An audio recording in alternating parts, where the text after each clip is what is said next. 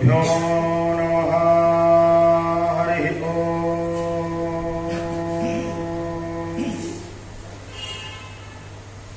ಶ್ರೀ ಗುರುಭ್ಯೋ ನಮಃ. ಪರಮಗುರುಭ್ಯೋ ನಮಃ. ಶ್ರೀಮದಾನಂದತೀರ್ಥ ಭಗವತ್ಪಾದಾಚಾರ್ಯ ಗುರುಭ್ಯೋ ನಮಃ. ಹರಿ ಓಂ. ಹರಿ ಓಂ. ಹರಿ ಓಂ. ಶುಕ್ಲಾಂಬರಧರೋ ವಿಷ್ಣು ಶಶಿವರ್ಣೋ ಚತುರ್ಭುಜೋ ಪ್ರಸನ್ನವದನೋ ಧ್ಯಾಯೇತ್ ಸರ್ವವಿಘ್ನೋಪಶಾಂತಯೇ.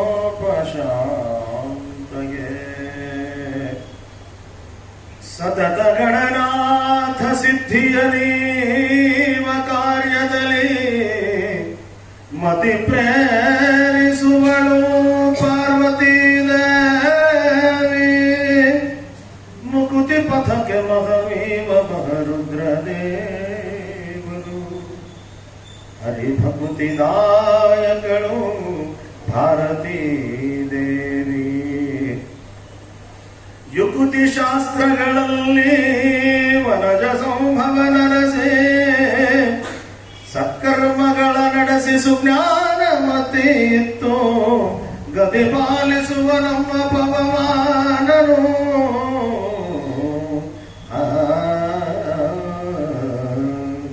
ಚಿತ್ತದಲ್ಲಿ ಆನಂದ ಸುಖವ ನೀವಳು ರಮ. ಭಕ್ತ ಜನರೊಡೆಯ ನಮ್ಮ ಪುರದರ ವಿಠ್ಠಲನು. ಸತತ ಇವರುಳು ನೆನತೆ ಕೃತಿಯ ನಡೆಸುವನು.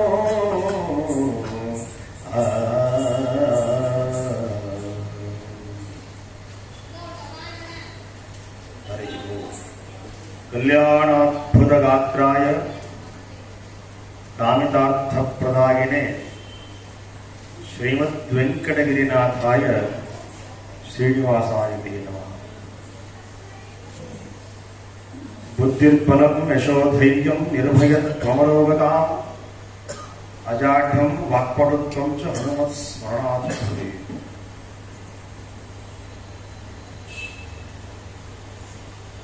ಅಭ್ರಮಂ ಭಂಗರಹಿತಂ ಅಜಡಂ ವಿಮಲಂ ಸದಾ ಆನಂದತೀರ್ಥಮತುಲಂ ಭಜೇ ತಾಪತ್ರಯ. ವ್ಯಾಸಾಯ ಭವನಾಶಾಯ ಶ್ರೀಶಾಯ ಗುಣರಾಶಯೇ ಹೃದ್ಯಾಯ ಶುದ್ಧವಿದ್ಯಾಯ ವತ್ಸಾಯ ಚ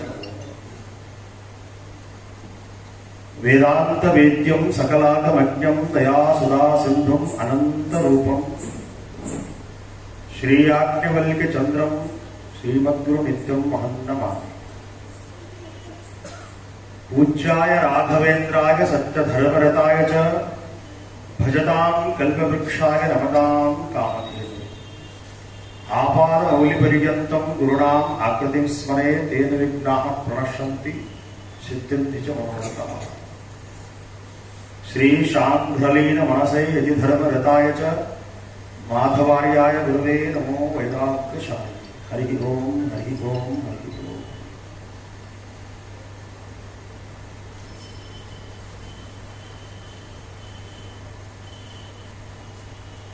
ಯಾವತ್ತು ನೆಲೆಯಿರತಕ್ಕಂತಹ ಗಂಗೆಯಷ್ಟೇ ಪವಿತ್ರವಾದ ಅದ್ಭುತವಾಗಿರತಕ್ಕಂತಹ ಕ್ಷೇತ್ರ ಗಂಗಾವತಿ. ಇಂತಹ ಗಂಗಾವತಿಯ ಈ ಒಂದು ಪುಣ್ಯ ಕ್ಷೇತ್ರದಲ್ಲಿ ಅಧಿದೈವನಾಗಿರ್ತಕ್ಕಂತಹ ಆಂಜನೇಯ ಸ್ವಾಮಿ ವಿರಾಜಮಾನರಾಗಿದ್ದಾರೆ. ಅವರ ಪುಣ್ಯ ಸನ್ನಿಧಾನದಲ್ಲಿ ಈ ಒಂದು ವಾಕ್ಪುಷ್ಪವನ್ನು ಸಮರ್ಪಿಸಲು ಅನುವು ಮಾಡಿಕೊಟ್ಟಿರ್ತಕ್ಕಂತಹ ತಮ್ಮೆಲ್ಲರಿಗೂ ವಂದಿಸುತ್ತಾ ನನ್ನ ಪ್ರವಚನವನ್ನು ಪ್ರಾರಂಭಿಸುತ್ತೇನೆ. ನಿನ್ನೆಯ ದಿವಸ ಹನುಮಂತ ದೇವರ ಬಗ್ಗೆ ಸವಿಸ್ತಾರವಾಗಿ ನಾವು ನೋಡಿದೆವು. ಇವತ್ತಿನ ದಿವಸ ವಾಯುದೇವರ ಎರಡನೇ ಅವತಾರವಾಗಿರ್ತಕ್ಕಂತಹ ಭೀಮಸೇನ ದೇವರು ಮತ್ತು ಮೂರನೇ ಅವತಾರವಾಗಿರತಕ್ಕಂತಹ ಶ್ರೀಮನ್ ಮಧ್ವಾಚಾರ್ಯರ ಬಗ್ಗೆ ಹೇಳಲಿಕ್ಕೆ ಪ್ರಯತ್ನಿಸುತ್ತೇನೆ. ಯಾಕೆ ಅಂತಂದ್ರೆ ಜ್ಞಾನ ಸಮುದ್ರದಲ್ಲಿ ಜ್ಞಾನಿಗಳು ಮಾತ್ರ ನೀರು ಕುಡಿಯಲು ಸಾಧ್ಯ. ಜ್ಞಾನ ಸಮುದ್ರದಲ್ಲಿ ಜ್ಞಾನಿಗಳು ಮಾತ್ರ ನೀರು ಕುಡಿಯಲು ಸಾಧ್ಯ. ನಮ್ಮಂತ ಅಜ್ಞಾನಿಗಳಿಗೆ ಅಲ್ಲಿ ಪ್ರವೇಶ ಇಲ್ಲ. ಅಂತಹ ವೇದಾಂತ ಸಾಮ್ರಾಜ್ಯದ ಜ್ಞಾನ ಸಮುದ್ರದ ರತ್ನ ಶ್ರೀಮನ್ ಮಧ್ವಾಚಾರ್ಯ, ಭೀಮಸೇನ ದೇವರು, ಹನುಮಂತ ದೇವರು. ಅವರ ಬಗ್ಗೆ ತಿಳಿಲಿಕ್ಕೆ 1 ತಾಸು, 1 ದಿನ, 1 ವರ್ಷ, 1 ಜನ್ಮ ಸಾಧ್ಯವಿಲ್ಲ. ಅನೇಕ ಜನ್ಮಗಳನ್ನ ಹೊತ್ತು ಬಂದಾಗ ಆ ಮುಖ್ಯ ಪ್ರಾಣ ದೇವರ ಬಗ್ಗೆ ಕಿಂಚಿತ್ ಜ್ಞಾನ ಬರಬಹುದೇನೋ. ಯಾಕೆಂದ್ರೆ ಮಹಾನ್ ಭಾರಿ ಯತಿಗಳು ಅವರನ್ನ ವರ್ಣಿಸುತ್ತಿರುವಾಗ ಹೇಳುವ ಮಾತುಗಳನ್ನ ನಾವು ನೋಡಿದರೆ ಅಂತಹ ಯತಿಗಳ ನೆರಳನ್ನ ನಮ್ಮ ಮೇಲೆ ಬೀಳಿ ಕೂಡ ನಾವು ಯೋಗ್ಯರಲ್ಲ. ಅವರ ಪಾದ ಧೂಳಿಗೂ ನಾವು ಸಮರಲ್ಲ. ಜಯತೀರ್ಥರೇ ಮೊದಲಾಗಿರ್ತಕ್ಕಂತಹ, ಪದ್ಮನಾಭ ತೀರ್ಥರೇ ಮೊದಲಾಗಿರ್ತಕ್ಕಂತಹ, ಶ್ರೀಮನ್ ರಾಘವೇಂದ್ರ ತೀರ್ಥರೇ ಮೊದಲಾಗಿರ್ತಕ್ಕಂಥ ಅನೇಕ ಮಹಾನ್ ಯತಿಗಳು, ಮಂತ್ರಾಲಯ ಪ್ರಭುಗಳು ಒಂದು ಆದಿಯಾಗಿ ಮಹಾನ್ ಭಾರಿ ಯತಿಗಳಿದ್ದಾರೆ. ಅವರ ನಾಮಸ್ಮರಣೆ ಮಾಡಿದರೆ ಪುಣ್ಯ. ಅಂತಹ ಯತಿಪುಂಗವರು ಮಧ್ವಾಚಾರ್ಯರ ಸಿದ್ಧಾಂತವನ್ನ ಹೇಳಬೇಕಾದ್ರೆ ನಾವು ಅಜ್ಞಾನಿಗಳಂತ ಹೇಳ್ತಿರ್ಬೇಕಾದ್ರೆ ನಿಮ್ಮಂತ ಪಾಡಿ ನಾವು ತಿಳ್ಕೊಳ್ಬೇಕಾಗಿದ್ದು ಬಹಳ. ಜ್ಞಾನ ಸಮುದ್ರದಲ್ಲಿ ಜ್ಞಾನಿಗಳು ನೀರು ಕುಡಿಯುತ್ತಿರುವಾಗ ಅವರ ಶಿಷ್ಯೋತ್ತಮರಾದಿಯಾಗಿರ್ತಕ್ಕಂಥ ಭಕ್ತಾದಿಗಳೆಲ್ಲರೂ ಬಗಲಗೆ ನಿಂತುಕೊಂಡಿದ್ದರೇನೋ, ಅವರು ಬೊಗಸಿಲೆ ನೀರು ಕುಡಿಯುತ್ತಿರುವಾಗ ಅಥವಾ ಅವರ ಕಮಂಡಲದಲ್ಲಿ ನೀರು ಕುಡಿಯುತ್ತಿರುವಾಗ ಆ ನೀರಿನ ಹನಿಗಳು ಸಿಡಿದು ಇವರಿಗೆ ತಾಕಿರ್ತಾವ. ಆವಾಗ ಮಾತ್ರ ಸ್ವಲ್ಪ ಕಿಂಚಿತ್ ಜ್ಞಾನವನ್ನು ಸಾಧ್ಯವೇನೋ, ಆ ನೀರಿನ ಹನಿಗಳು ಸಿಡಿದಾಗ. ಅಂತಹ ಮಹಾನ್ ವ್ಯಕ್ತಿಗಳು ಬಹಳಷ್ಟು ಜನ ಆಗಿ ಹೋಗಿದ್ದಾರೆ. ಅಂಥವರಾದಿಯಲ್ಲಿ ನನಗೆ ಯಾವ ಹನಿ ಸಿಡಿದಿದೆಯೋ ಗೊತ್ತಿಲ್ಲ. ಹನಿ ಸಿಡಿದವರು ಪಗಲಾಗ ನಾನು ಕೂತಿದ್ದೆ. ಅವರ ಜ್ಞಾನ ಸಮುದ್ರದಲ್ಲಿ ಜ್ಞಾನಿಗಳು ಕುಡಿಯುತ್ತಿರುವಾಗ ಹಾಗೆ ಪರಂಪರೆ ಹೀಗೆ ಎಂದು ಬರ್ತದಲ್ರಿ, ಅದರೊಳಗೆ ಕಟ್ಟ ಕಡೆಯವನು ನಾನು. ಸಂಬಂಧ ಎಲ್ಲ ನಾನು ಆಕ್ಚುಲಿ ಆ ಹೆಸರನ್ನೇ ತೆಗೆದುಕೊಳ್ಬಾರ್ದು, ಅಷ್ಟು ಚಿಕ್ಕವ. ಆದರೂ ಕೂಡ ಈ ಒಂದು ಸ್ಥಾನದಲ್ಲಿ ಕುಳಿತುಕೊಂಡು ಹೇಳಲಿಕ್ಕೆ ಉದ್ಯುಕ್ತನಾಗಿದ್ದೇನೆ ಅಂತಂದ್ರೆ, ಆ ಜ್ಞಾನಿಗಳ ನೀರಿನ ಯಾವುದೋ ಒಂದು ಹನಿ ಗಾಳಿಯಲ್ಲಿ ಹಾರಿ ಒಂದು ನನಗೇನು ತಟ್ಟಿದೆ ಅಂತ ಅನ್ಸುತ್ತೆ ನನಗೆ. ಅದು ನನ್ನ ಅಹೋಭಾಗ್ಯ, ಅದು ನನ್ನ ಪುಣ್ಯ. ಅದನ್ನೇ ತಮ್ಮ ಮುಂದೆ ಅರ್ಪಣೆ ಮಾಡ್ತಾ ಇದ್ದೆ. ನಿನ್ನೆಯ ದಿವಸ ನಾವು ಹನುಮಂತ ದೇವರ ಬಗ್ಗೆ ನೋಡಿದ್ರು. ಅವರ ಪರಾಕ್ರಮ, ಅವರ ಬಾಲಲೀಲೆಗಳು, ಅವರು ತೋರಿಸಿರ್ತಕ್ಕಂಥ ಸುಂದರಕಾಂಡ ವರ್ಣನೆ, ಅವೆಲ್ಲವನ್ನ ಸವಿಸ್ತಾರವಾಗಿ ನಾವು ನಿನ್ನೆ ದಿವಸ ನೋಡಿದ್ರು. ಇವತ್ತು ಹನುಮಂತ ದೇವರ ಬಗ್ಗೆ ಹೇಳಬೇಕಾದ್ರೆ 2ನೇ ಅವತಾರ ಕೊಟ್ಟ ಒಂದು ಗಂಟೆಯಲ್ಲಿ 2 ಅವತಾರ ಬಗ್ಗೆ ಹೇಳಬೇಕು ನಾವು. ಇದು ದೊಡ್ಡ ಜವಾಬ್ದಾರಿ. ಆದರೂ ಕೂಡ ಸಮಯದ ಹೆಚ್ಚು ಕಡಿಮೆ ಆಗುವುದೇನೋ ಕಮಿಟಿಯಲ್ಲಿ ನನ್ನ ವಿನಂತಿ ಇದೆ. ಭೀಮಸೇನ ದೇವರು ದ್ವಾಪರ ಯುಗದಲ್ಲಿ ಅವತಾರ ಮಾಡಲಿಕ್ಕೆ ಉದ್ಯುಕ್ತರಾದಾಗ ಮೂಲ ರೂಪ ವಾಯುದೇವರ ರೂಪ. ವಾಯುದೇವ ರೂಪಕ್ಕೆ ಹೋಗಿ ಮತ್ತೆ ಬಂದ್ರೆ ಸಮಯ ಬಹಳ ಹಿಡಿತದೆ. ಅಲ್ಲಿ ಮೂಲ ರೂಪಕ್ಕೆ ಹೋಗಿ ಮತ್ತೆ ಬಂದು ಅವತಾರ ಮಾಡಬೇಕು. ಸಮಯ ಕಡಿಮೆ ಇದ್ದುದರಿಂದ ಸ್ವಾಮಿ ಆಜ್ಞೆಯನ್ನು ಪಡೆದು ಹನುಮಂತ ರೂಪದಲ್ಲಿರ್ತಕ್ಕಂಥ ವಾಯುದೇವರು ತತ್ಕ್ಷಣವೇ ಬಂದು ವಾಯುದೇವರಲ್ಲಿ ಭೀಮಸೇನ ದೇವರಲ್ಲಿ ಸೇರ್ಕೊಂಡ್ಬಿಡ್ತಾರೆ. ಭೀಮಸೇನ ದೇವರ ಅವತಾರ ಆಯಿತು.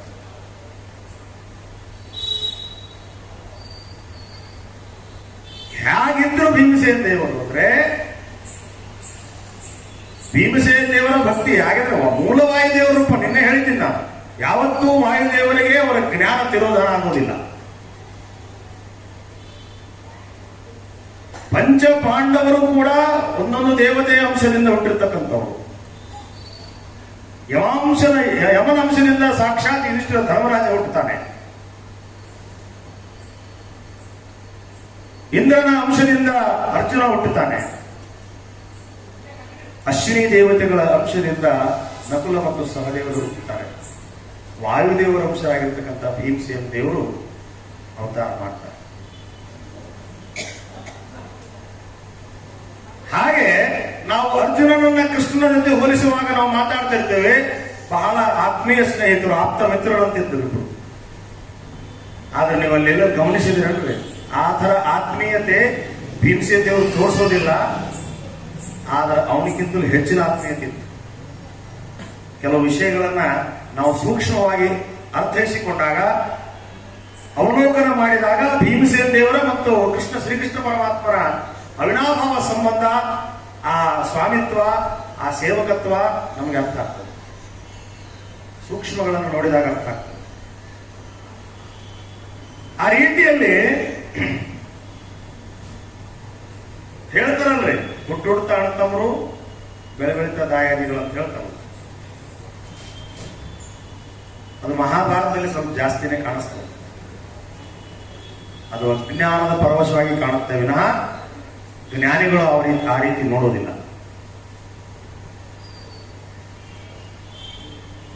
ಹಾಗೆ ಭೀಮಸೇನ ದೇವರು ಅವತಾರ ಮಾಡಿದಾಗ ಚಿಕ್ಕಂದಿನಲ್ಲಿ ಕೌರವರು 101 ಜನ, 100 ಜನ, ಅವರು ಇವರು 5 ಮಂದಿ ಎಲ್ಲರೂ ಸೇರಿ ಇದ್ರು ಒಂದೇ ಮನೆ. ಕುಂತಿಪುತ್ರರು ಮತ್ತೆ ಗಾಂಧಾರಿ ಪುತ್ರರು. ಆ ವಿಷಯವನ್ನು ತೆಗೆದುಕೊಂಡವ್ರೆ ಮತ್ತೆ ಮಹಾಭಾರತನೇ ಇದೆ. ನಾನು ಸಂಕ್ಷಿಪ್ತವಾಗಿ ಭೀಮಸೇನ ದೇವರ ಬಗ್ಗೆ ಅಷ್ಟೇ ಹೇಳಲಿಕ್ಕೆ ಬಯಸ್ತೇನೆ. ಆ ಭೀಮಸೇನ ದೇವರು ಚಿಕ್ಕಂದಿನಲ್ಲಿರುವಾಗ ಹೆಸರು ಹೇಳುವಂತೆ ಭೀಮ. ಭೀಮ ಅಂತಂದ್ರೆ ಜ್ಞಾನ, ಭೀಮ ಅಂದ್ರೆ ಶಕ್ತಿ. ಹನುಮ ಅಂದ್ರೆ ಶಕ್ತಿ ಹೇಳಿ ನಿನ್ನೆ ನಾನು ಸೀಮೆ ಬರ್ತದೆ. ಭೀಮ ಅಂದ್ರೆ ಶಕ್ತಿ, ಧೀಶಕ್ತಿಯ ಭೀಮ ಅಂತ ಹೇಳ್ತಾರೆ.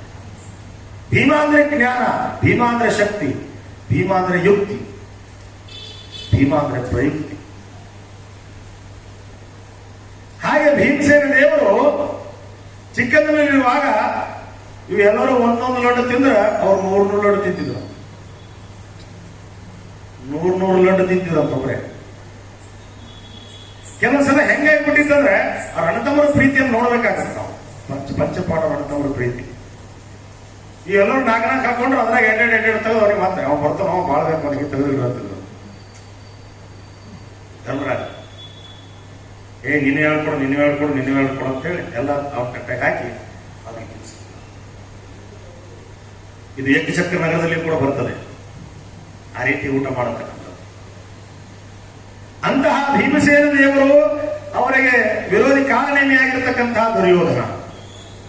ಚಿಕ್ಕಂದಿನಲ್ಲಿಯೇ ವಿರೋಧಾಭಾಸ ಇತ್ತು. ಆ ಸಂದರ್ಭದಲ್ಲಿ ಅಲ್ಲೇ ಆ ಆಟ ಆಡ್ತಿರೋ ದ್ರೋಣಾಚಾರ್ಯರ ಪಾಠಶಾಲೆಯಲ್ಲಿ ಇದೆಲ್ಲ ನಡೆದಿತ್ತು ಚಿಕ್ಕಂದಿನಲ್ಲಿರುವಾಗ. ಆ ಸಂದರ್ಭದಲ್ಲಿ ಇವರಿಗೆ ಕೈಕಾಲು ಆಟ ಆಡ್ತಕ್ಕಂಥ ನೆವದಲ್ಲಿ ಕೈಕಾಲು ಕಟ್ಟಿ ನೀರ ಬೀಳ್ತಾರೆ ಭೀಮಸೇನ ದೇವರಿಗೆ. ಮುಗಿದು ಬಿಡಿತು, ನಾನು ವೈರಿ ಕೆಲಸ ಅಂತ ತಿಳ್ಕೊಂಡಿದ್ರು. ಅದು ದುರ್ಯೋಧನ ಬಂದು ಇಲ್ಲಿ ಹೆಗರಾಡಿದ, ಎಲ್ಲ ಕಡೆ ಹುಡುಕಾಡಿದ್ರು. ಆಮೇಲೆ ಮತ್ತೆ ಎದ್ದು ಹೋಗ್ಬಿಟ್ಟ. ಕಟ್ಟಿದ ಚೀಲ ಯಾಕಡೆ ಹೋಯ್ತು, ಕಟ್ಟಿದ ದಾರ ಯಾಕಡೆ ಹೋಯ್ತು, ಬಂದು ಹೆಂಗ. ಇದೇ ವಾಯುದೇವ ತತ್ವ. ಊಟದಲ್ಲಿ ಕೂಡ ವಿಷವನ್ನ ಬೆರೆಸ್ತಾರೆ, ತಿಂದ್ರು ಏನೂ ಆಗೋದಿಲ್ಲ. ಇದೇ ವಾಯುದೇವರ ತತ್ವ. ಹಾಗೆ ಬಾಲ ಲೀಲೆಗಳನ್ನು ತೋರಿಸ್ತಾ ಅವರ ವಿರುದ್ಧವಾಗಿಯೇ ಬೆಳೀತಾ ಬರ್ತಾರೆ. ಆ ವಿರೋಧ ಹಾಗೆ ಇತ್ತು. ಇವರು ಬಂದದ್ದೇ ಕಾಲನೇಮಿಯ ಧ್ವಂಸಕ್ಕಾಗಿ, ಕಾಲನೇಮಿಯ ಸಂಹಾರಕ್ಕಾಗಿ ವಾಯುದೇವರ ಅವತಾರ, ಭೂಭಾರ ಹರಣಕ್ಕಾಗಿ ವಾಯುದೇವರ ಅವತಾರ, ಭಗವಂತನ ಕಾರ್ಯದಲ್ಲಿ ಸಹಾಯ ಮಾಡಲಿಕ್ಕಾಗಿ ಆದ್ರೆ ಸೇವೆ ಮಾಡಲಿಕ್ಕೆ, ಸಹಾಯ ಅನ್ನೋದಕ್ಕಿಂತಲೂ ಸೇವೆ ಅನ್ನಬೇಕು. ಭಗವಂತನ ಕಾರ್ಯದಲ್ಲಿ ಸೇವೆ ಮಾಡಲಿಕ್ಕೆ ವಾಯುದೇವರ ಅವತಾರ ಮಾಡಿ ಭೀಮಸೇನ ದೇವರು ಸ್ವಾಮಿಯ ಕಾರ್ಯದಲ್ಲಿ ಪಾಲ್ಗೊಳ್ತಾರೆ. ಆ ಸಂದರ್ಭದಲ್ಲಿ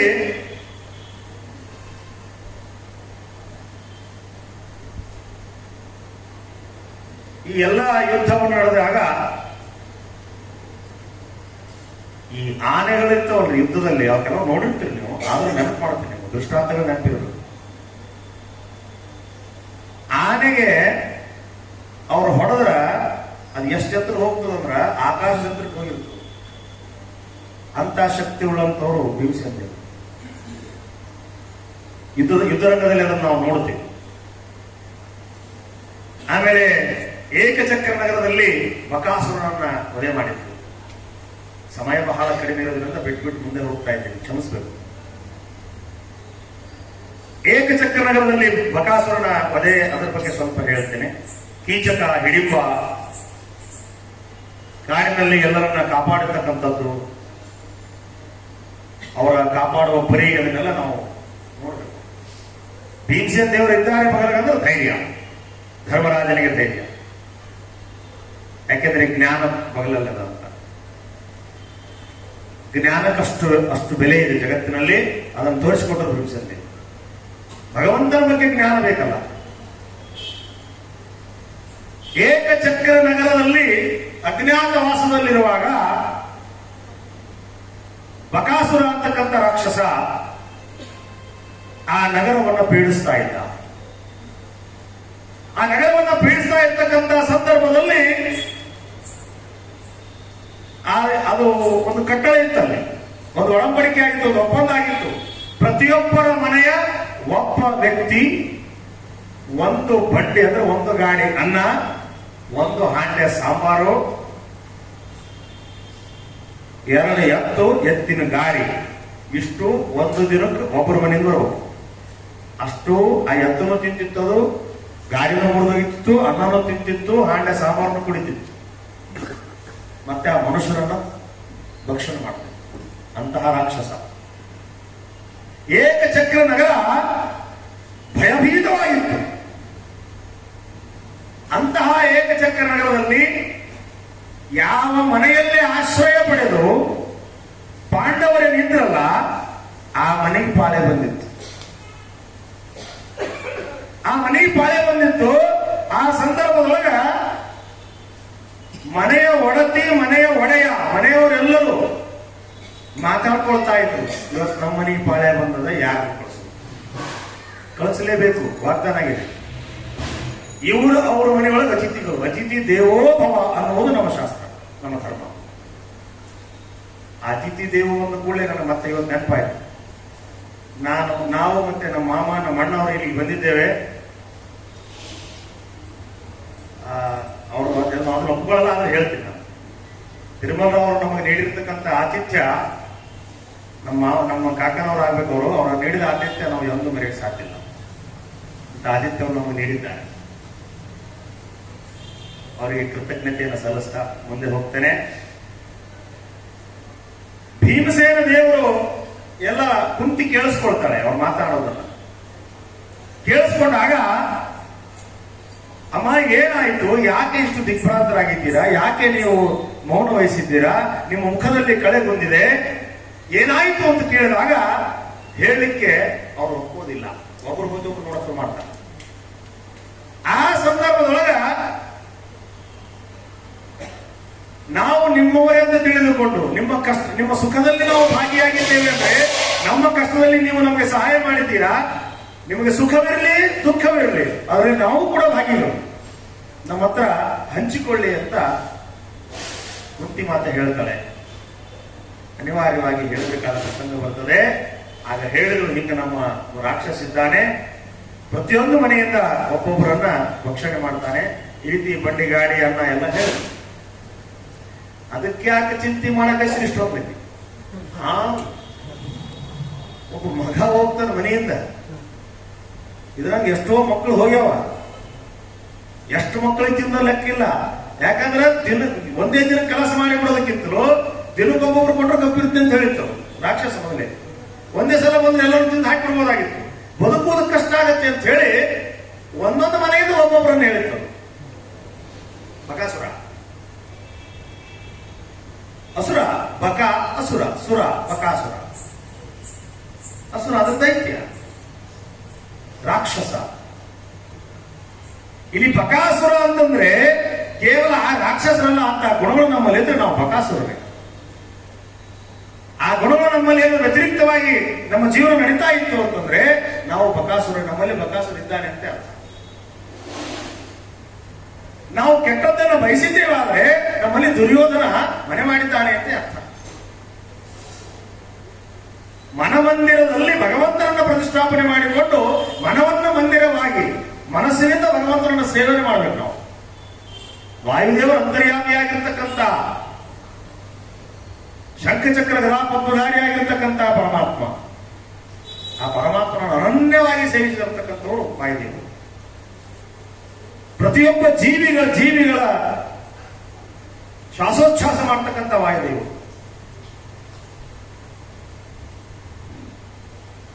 ಅಂತಹ ವಾಯುದೇವರು ಅಲ್ಲಿದ್ರು. ಅವರ ತಾಯಿ ಕುಂತಿದೇವಿ ಮಾತು ಕೊಡ್ತಾಳೆ.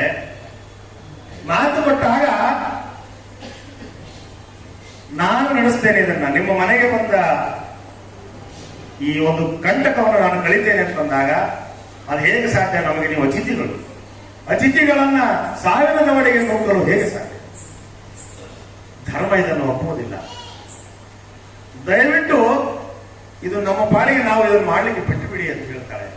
ಹಾಗಾಗೋದಿಲ್ಲ, ನಮಗೆ ಸಹಾಯ ನೀಡಿದ್ದೀರಾ, ನಮ್ಮ ಕಷ್ಟ ಕಾಲದಲ್ಲಿ ನೀವು ಸಹಾಯ ಮಾಡಿದ್ದೀರಾ, ನಿಮಗೆ ನೀವು ಚಿಂತಿಸಬೇಡಿ, ನನಗೆ 5 ಜನ ಮಕ್ಕಳಿದ್ದಾರೆ, ಅದರಲ್ಲಿ ಒಬ್ಬ ಹೋದ್ರೆ ನನ್ನ ಚಿಂತಿಲ್ಲ ಅಂತ ಹೇಳ್ತಾರೆ.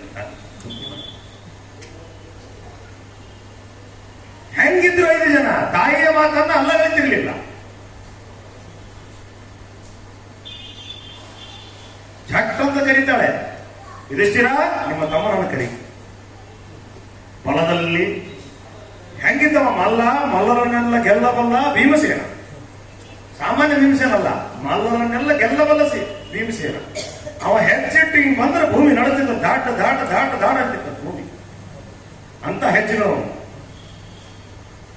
ಕೈ ಹಿಡಿದು ಹಿಂಗ್ ಬುದ್ಧಿ ಬಿಟ್ರೆ ಭೂಮಿ ಪಾತಾಳಕ್ಕೆ ಹೋಗಂಗಿತ್ತ ಅವ್ರ ಶಕ್ತಿ. ಸಾಮಾನ್ಯದವನಲ್ಲ, ಸಾಕ್ಷಾತ್ ವಾಯುದೇವರು. ಕೇಳಬೇಕು, ನಿಮ್ಮ ತಮ್ಮನನ್ನ ಕರೆ ಅಂದಾಗ ಒಂದೇ ಕರೆಗೆ ಹೋಗ್ಬಿಟ್ಟವ ಅಂತ ಬರ್ತಾರೆ. ಏನಾಗ್ನೆ ಅದು ಕಲಿಬೇಕು ನಾವು. ಇದನ್ನೆಲ್ಲ ಮಕ್ಕಳಿಗೆ ಸಂಸ್ಕಾರ ಕೊಡಬೇಕು. ಏನಾಗ್ನೆ ಅಂತ ಕೇಳಿದಾಗ, ಹೀಗೆ ಏಕಚಕ್ರ ನಗರ ಅಂತ ಈ ನಗರ ಇದೆಯಲ್ಲ, ಇಲ್ಲಿ ನಾವು ಆಶ್ರಯದಾತರಾಗಿದ್ದೇವೆ, ನಮಗೆ ಆಶ್ರಯ ನೀಡಿರ್ತಕ್ಕಂಥವರಿಗೆ ಕಂಟಕ ಬಂದಿದೆ, ಅದನ್ನು ನಾವು ಕಲಿಬೇಕು. ಅಮ್ಮ ಆಜ್ಞೆ ಮಾಡು, ಏನ್ ಮಾಡು? ಬುದ್ಧಿ ಮಾತು ಹೇಳಿದ್ಲು. ಬಂಡಿ ರೆಡಿ ಇದೆ, ಬಂಡಿ ತುಂಬಾ ಅನ್ನ ಇದೆ, ಹಾಂಡ ತುಂಬಾ ಸಾಂಬಾರಿದೆ, ಬ್ಯಾರಲ್ಗಟ್ಲೆ ಅಂದ್ರೆ ಹಾಂಡಗಟ್ಲೆ ನೀರಿದೆ, 2 ಎತ್ತಿಂದ ಗಾಡಿ ರೆಡಿ ಆಗಿದೆ, ನೀನು ಹೋಗಿ ಆ ರಾಕ್ಷಸನಿಗೆ ಕೊಟ್ಟು ಬಾ ಅಂತ ಹೇಳ್ತಾರೆ. ಯಾಕಾದ್ರೆ ಒಲ್ಲದ ಮನಸ್ಸಿನಿಂದ ಆತಿಥ್ಯವನ್ನು ನೀಡಿರ್ತಕ್ಕಂಥ ಅತಿಥೇಯರು ಕೂಡ ಒಪ್ಪಬೇಕಾಗಿದೆ. ಯಾಕಂದ್ರೆ ಇವರು ಆ ರೀತಿ ಮಾತನಾಡ್ತಾಳೆ ನಮ್ಮ ಕುಂತಿ ಮಾತೆಯ ಆಜ್ಞೆಯನ್ನು ಪರಿಪಾಲಿಸುವ ಮಗನಾಗಿರ್ತಕ್ಕಂಥ ಭೀಮಸೇನ ದೇವರು ಬಂಡಿಯನ್ನು ತೆಗೆದುಕೊಂಡು ಹೋಗ್ತಾರೆ ಏಕಚಕ್ರ ನಗರದ ಆ ರಾಕ್ಷಸರ ಬಳಿ ಹೋದ್ರು. ರಾಕ್ಷಸ ಅಲ್ಲಿ ಹಸುಕೊಂಡು ಕಾಯ್ಕೊಂಡು ಕೂತಿದ್ದವ ಮ್ಯಾಲ. ಇವನಿಗೆ ಹಸುವಾಗಿ, ಭೀಮಸೇನ ದೇವರಿಗೆ ಹಸುವಾಗಿಬಿಟ್ಟು ಹೊಡೆದ್ಬಿಟ್ರಿ ಕೂತು. ನಾವು ಊಟ ಮಾಡ್ತಿರ್ತೀವಿ, ಊಟ ಅನ್ನೋದು ಒಂದು ಯಜ್ಞ. ಊಟ ಅಂತಕ್ಕಂಥದ್ದು ಒಂದು ಯಜ್ಞ. ಚಿತ್ರಾಂತಿರ್ತೀವಿ ನಾವೆಲ್ಲ, ಆಹುತಿಯನ್ನು ನೀಡ್ತೇವೆ. ಒಳಗಡೆ ಇರತಕ್ಕಂತಹ ಅಗ್ನಿ, ಜಠರಾಗ್ನಿ, ಆ ಅಗ್ನಿಗೆ ನಾವು ಆಹುತಿಯನ್ನು ನೀಡಿ ಊಟವನ್ನು ಮಾಡಿ, ಊಟ ಅಂತಕ್ಕಂಥ ಒಂದು ಯಜ್ಞ. ಅದು ನಮ್ಮ ಪದ್ಧತಿಯಲ್ಲಿ ಅನವರತವಾಗಿ ಬಂದಿರತಕ್ಕಂಥ, ತಿಳಿದುಕೊಂಡು ನಾವು ಅದನ್ನ ಆಚರಣೆ ಮಾಡಬೇಕು. ಹಾಗೆ ಭೀಮಸೇನ ದೇವರ ಆ ಒಂದು ಕಾರ್ಯವನ್ನು ನಾವು ನೋಡಿದಾಗ ದಿಗ್ಭ್ರಾಂತರಾಗ್ತೇವೆ. ಮನುಷ್ಯರಿಗೆ ಸಾಧ್ಯವಿಲ್ಲ. ಎಷ್ಟನ್ನ ಊಟ ಮಾಡ್ತೀವಿ ನಾವು? ಎಷ್ಟು ಹೋಳಿಗೆ ತಿನ್ನಂಗಿವಿ, ಎಷ್ಟು ಕಡೆಗಳು ತಿನ್ನಂಗಿವಿ, ಎಷ್ಟು ಬಕ್ರಿ ತಿನ್ನಂಗಿವಿ ನಾವು? ಎಷ್ಟು ಲಡ್ಡು ತಿನ್ನಂಗೆ 100 ಲಡ್ಡು ಸಣ್ಣವಿದ್ದಾಗ ತಿಂದ ನಾವು ಅಲ್ಲಿ ತೋರ್ಸನಲ್ಲ, ಭೀಮಸೇನ ದೇವರು ತೋರ್ಸನ ಬಲ ಭೀಮ ಅಂತ ಕರೀತಾರೆ. ಹಾಗೆ ಭೀಮಸೇನ ದೇವರು ಗಾಳಿ ಅನ್ನ ತಿಂದುಬಿಟ್ಟು ಹಾಂಡ್ಯ ಸಾಂಬಾರು ಕುಡಿದು ನೀರು ಒಂದು ಗ್ಲಾಸ್ ಕುಡಿತೀವಿ ನಾವು, ಕೊಡಗಟ್ಟಲೆ ಕುಡಿದ್ಬಿಟ್ಟ. ಇದೆಲ್ಲ ಹೇಗೆ ಜೀರ್ಣಿಸಿಕೊಂಡ ಪ್ರಶ್ನೆ, ಹೇಗೆ ಜೀರ್ಣಿಸಿಕೊಂಡ? ಸಾಮಾನ್ಯ ಮನುಷ್ಯರಂತೆ ಎಲ್ಲರ ಒಂದಾಗಿ ಅವನಿದ್ದ. ಈ ಒಂದು ಶಕ್ತಿ ಹೇಗೆ ಬಂತು ಅವನಲ್ಲಿ? ವಾಯುದೇವರ ಅಂಶ, ಒಳಗಡೆ ವಾಯುದೇವರಿದ್ದಾರೆ. ವಾಯುದೇವರಿಗಿದೆಯಲ್ಲ ಯಾವ ಬೃಕೋದರ ಅಂತ ಹೆಸರು. ಭೀಮಸೇನ ದೇವರಿಗೆ ಇನ್ನೊಂದು ಹೆಸರು ಬೃಕೋದರ ಅಂತ. ಎಲ್ಲರ ಜಠರದಲ್ಲಿ ಅಗ್ನಿ ಇರ್ತದೆ. ಅಗ್ನಿಗೆ ನಾವು ಆಹುತಿಯನ್ನು ಹೇಳ್ತೇವೆ, ಪ್ರಾಣಾಯಾಮ ಹೇಳ್ತೀವಲ್ಲ. ಎಲ್ಲರಿಗೂ ಒಂದು ಸ್ವಲ್ಪ ಇರ್ತದೆ, ನಮ್ಗೆ ಬಹಳ ಸಣ್ಣ ಅಗ್ನಿ ಇರ್ತದೆ. ನಾವು ಊಟ ಮಾಡಿದೆಲ್ಲ ಭಜನೆ ಮಾಡ್ತಕ್ಕಂಥ ಶಕ್ತಿ ಆ ಜಠರಾಗ್ನಿಗೆ ಇರ್ತದೆ. ಆದ್ರೆ ಭೀಮಸೇನ ದೇವರ ಹತ್ರ ಹೆಬ್ಬಟ್ಟಿನ ಗಾತ್ರದಷ್ಟು ಇರ್ತದೆ. ನಮ್ಮ ಹೆಬ್ಬಟ್ಟಿರ್ತಾರೆ, ಅವನ ಹೆಬ್ಬಟ್ಟು, ನಮ್ಮ ಹೆಬ್ಬಟ್ಟಲ್ಲ. ಭೀಮಸೇನ ದೇವರ ಹೆಬ್ಬಟ್ಟಿನಷ್ಟು ಅಗ್ನಿ ಜಠರಾಗ್ನಿ ಇತ್ತು. ತಿಂದದ್ದೆಲ್ಲ ಜೀರ್ಣಿಸತಕ್ಕಂಥ ಶಕ್ತಿ. ಅಗ್ನಿಗೆ ನಾವು ಆಹುತಿಯನ್ನು ಕೊಡ್ತಾ ಇರ್ತೇವೆ. ಯಜ್ಞ ಮಾಡುವಾಗ ನೋಡ್ರಿ, ಏನ್ ಹಾಕ್ತೀರಿ ಸುಟ್ಟು ಹೋಗ್ತದೆ. ಏನ್ ಹಾಕ್ತೀರಿ ಸುಟ್ಟು ಹೋಗ್ತದ. ಪಾಪಗಳನ್ನ ಕಳೀತದ, ಕರ್ಮಗಳನ್ನ ಕಳೀತದ. ಅಂತ ಶಕ್ತಿ ಅಗ್ನಿಗಿದೆ. ಆ ಅಗ್ನಿಯನ್ನ ಹೊಟ್ಟೆಯಲ್ಲಿ ಇಟ್ಟುಕೊಂಡೇ ತಿರುಗಾಡ್ತದೆ ಭೀಮಸೇನ ದೇವರು. ಬೃಕೋದರ ಅಂತ ಹೆಸರು ಅವರಿಗೆ, ಅದಕ್ಕೆ ಬಂತು ಬೃಕೋದರ ಅಂತ. ಆ ಬೃಕೋದರನಾಗಿರ್ತಕ್ಕಂಥ ಎಲ್ಲವನ್ನ ಜೀರ್ಣಿಸಿಕೊಂಡು ರಾಕ್ಷಸನಿಗಾಗಿ ಕಾಯ್ಕೊಂಡು ಕೂಡ್ತಾನೆ ಬ್ರಾಹ್ಮಣಿನ. ರಾಕ್ಷಸ ಸಮಯಕ್ಕೆ ಸರಿಯಾಗಿ ಬಂದು ದುರ್ಗುಟ್ಕೊಂಡು ಬಂತದು. ಹೆಂಗ್ ಬರ್ತ ಗೊತ್ತಲ್ಲ ರಾಕ್ಷಸ, ಆ ರೀತಿಯಲ್ಲಿ ಬರ್ತದೆ. ಬಂದು ನೋಡಿ ಬಂಡಿ ಖಾಲಿ ಆಗಿಬಿಟ್ಟಿದೆ. ಹಂಡೆಯಲ್ಲಿ ಬಿಟ್ಬಿಟ್ಟವ, ಎತ್ತುಗಳು ಹೊಡೆದು ಬಿಟ್ಟಾನ. ಅಲ್ಲ ಮೇಲೆ ಕಟ್ಬಿಟ್ಟವ ಕಡೆ ಭರ್ಜರಿ ಕೂತು ಬಿಟ್ಟಿದ್ದ. ಸ್ವಾಮಿ ಧ್ಯಾನ ಮಾಡ್ಕೊಂಡು ಕೂತಿದ್ದ. ಎಲ್ಲಿ ನನ್ನ ಅನ್ನ ಎಲ್ಲ ತಂದುಬಿಟ್ಟು ಹಸುವಾಗಿತ್ತು ತಿಂದೆ. ನಂದು ನಿಂದೆ ಖರೆ, ನನಗೆ ಹಸುವಾಗಿತ್ತು ತಿಂದೆ.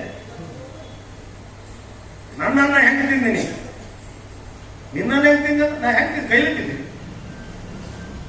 ಪ್ರಶ್ನೆಗೆ ಪ್ರತಿ ಪ್ರಶ್ನೆಯನ್ನು ಹಾಕಿ ಭೀಮಸೇನ ದೇವರು ಅಂಜಲಿಲ್ಲ, ಅಳಕಲಿಲ್ಲ. ಹಾಗೆ ಮಾತಿಗೆ ಮಾತು ಬೆಳೆದು ಯುದ್ಧ ಪ್ರಾರಂಭ ಆಗಿತ್ತು. ಯುದ್ಧ ಪ್ರಾರಂಭವಾದಾಗ ಆ ಯುದ್ಧದಲ್ಲಿ ಖರಗೋರವಾಗಿರ್ತಕ್ಕಂಥ ಯುದ್ಧ ನಡೆಯಿತು.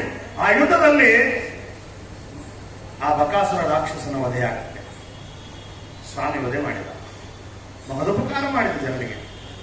ಅಷ್ಟೇ ಮಾಡಲಿಲ್ಲ, ಮೊದಲ ಏಕಚಕ್ರ ನಡೆದವರು ಹೆದರ್ಕೊಂಡ್ಬಿಟ್ಟಿದ್ರಲ್ಲ, ಅವನ ಪಾರ್ಥಿವ ಶರೀರವನ್ನು ತಂದು ಆ ಊರಿಗೆ ಅಗಿಸಿ ಬಾಗಿಲಿ ಕಟ್ಟಿದ್ದ. ಪ್ರಮಾಣ ತೋರಿಸ್ಬೇಕಲ್ಲ, ಇಲ್ಲ ನಾಳೆ ಬದುಕಲ್ಲ, ಸತ್ಯಲ್ಲ ಸುಳ್ಳು ಹೇಳ್ಬೋದಲ್ಲ. ಅದಕ್ಕೆ ಎಲ್ಲಾ ಇಡೀ ಏಕಚಕ್ರ ನಗರ ಅವರಿಗೆ ಕೃತಜ್ಞವಾಯಿತು. ಕೈ ಮುಗಿದು ಅಮ್ಮ ಕುಂತಿ ಮಾತೆ ಎಂತ ಮಗನ ಹೆತ್ತೆಯಮ್ಮ. ಅದಕ್ಕಂತಾರ ನೋಡ್ರಿ, ಎಂತ ಮಕ್ಕಳು ಹೊಡೆದೇವ ಪುಣ್ಯ ಬಂದು ನಾವು ಆಡ್ತಿದ್ವಿ. ತಾಯಿ ಮತ್ತೆ ತಣ್ಣಗಿಲ್ಲ ಅಂತ ಕೇಳಿದ್ವಿ. ಅವೆಲ್ಲ ಇದಕ್ಕೆ ಇಂತಹ ಶಕ್ತಿಯುತವಾಗಿರ್ತಕ್ಕಂತಹ ಮಕ್ಕಳು ಹುಟ್ಟಿದಾಗ ತಂದೆ ತಾಯಿಗಳಿಗೆ ಸ್ವಾಭಾವಿಕವಾಗಿ ಹೆಸರು ಬರುತ್ತೆ. ಇಂತಹ ರೀತಿಯಲ್ಲಿ ಭೂಭಾರ ಹರಣ ಮಾಡಲಿಕ್ಕೆ ಬಹಳಷ್ಟು ಸೇವೆಯನ್ನು ಸಲ್ಲಿಸಿರ್ತಕ್ಕಂತಹ ಭೀಮಸೇನ ದೇವರು ಮುಂದೆ ಯುದ್ಧ ಎಲ್ಲ ಮುಗಿಯಿತು. ಇಲ್ಲಿ ಅಹಂಕಾರ ಅಂತಕ್ಕಂಥದ್ದು ಬಹಳ ಕೋಡಿದೆ ಮನುಷ್ಯನಿಗೆ.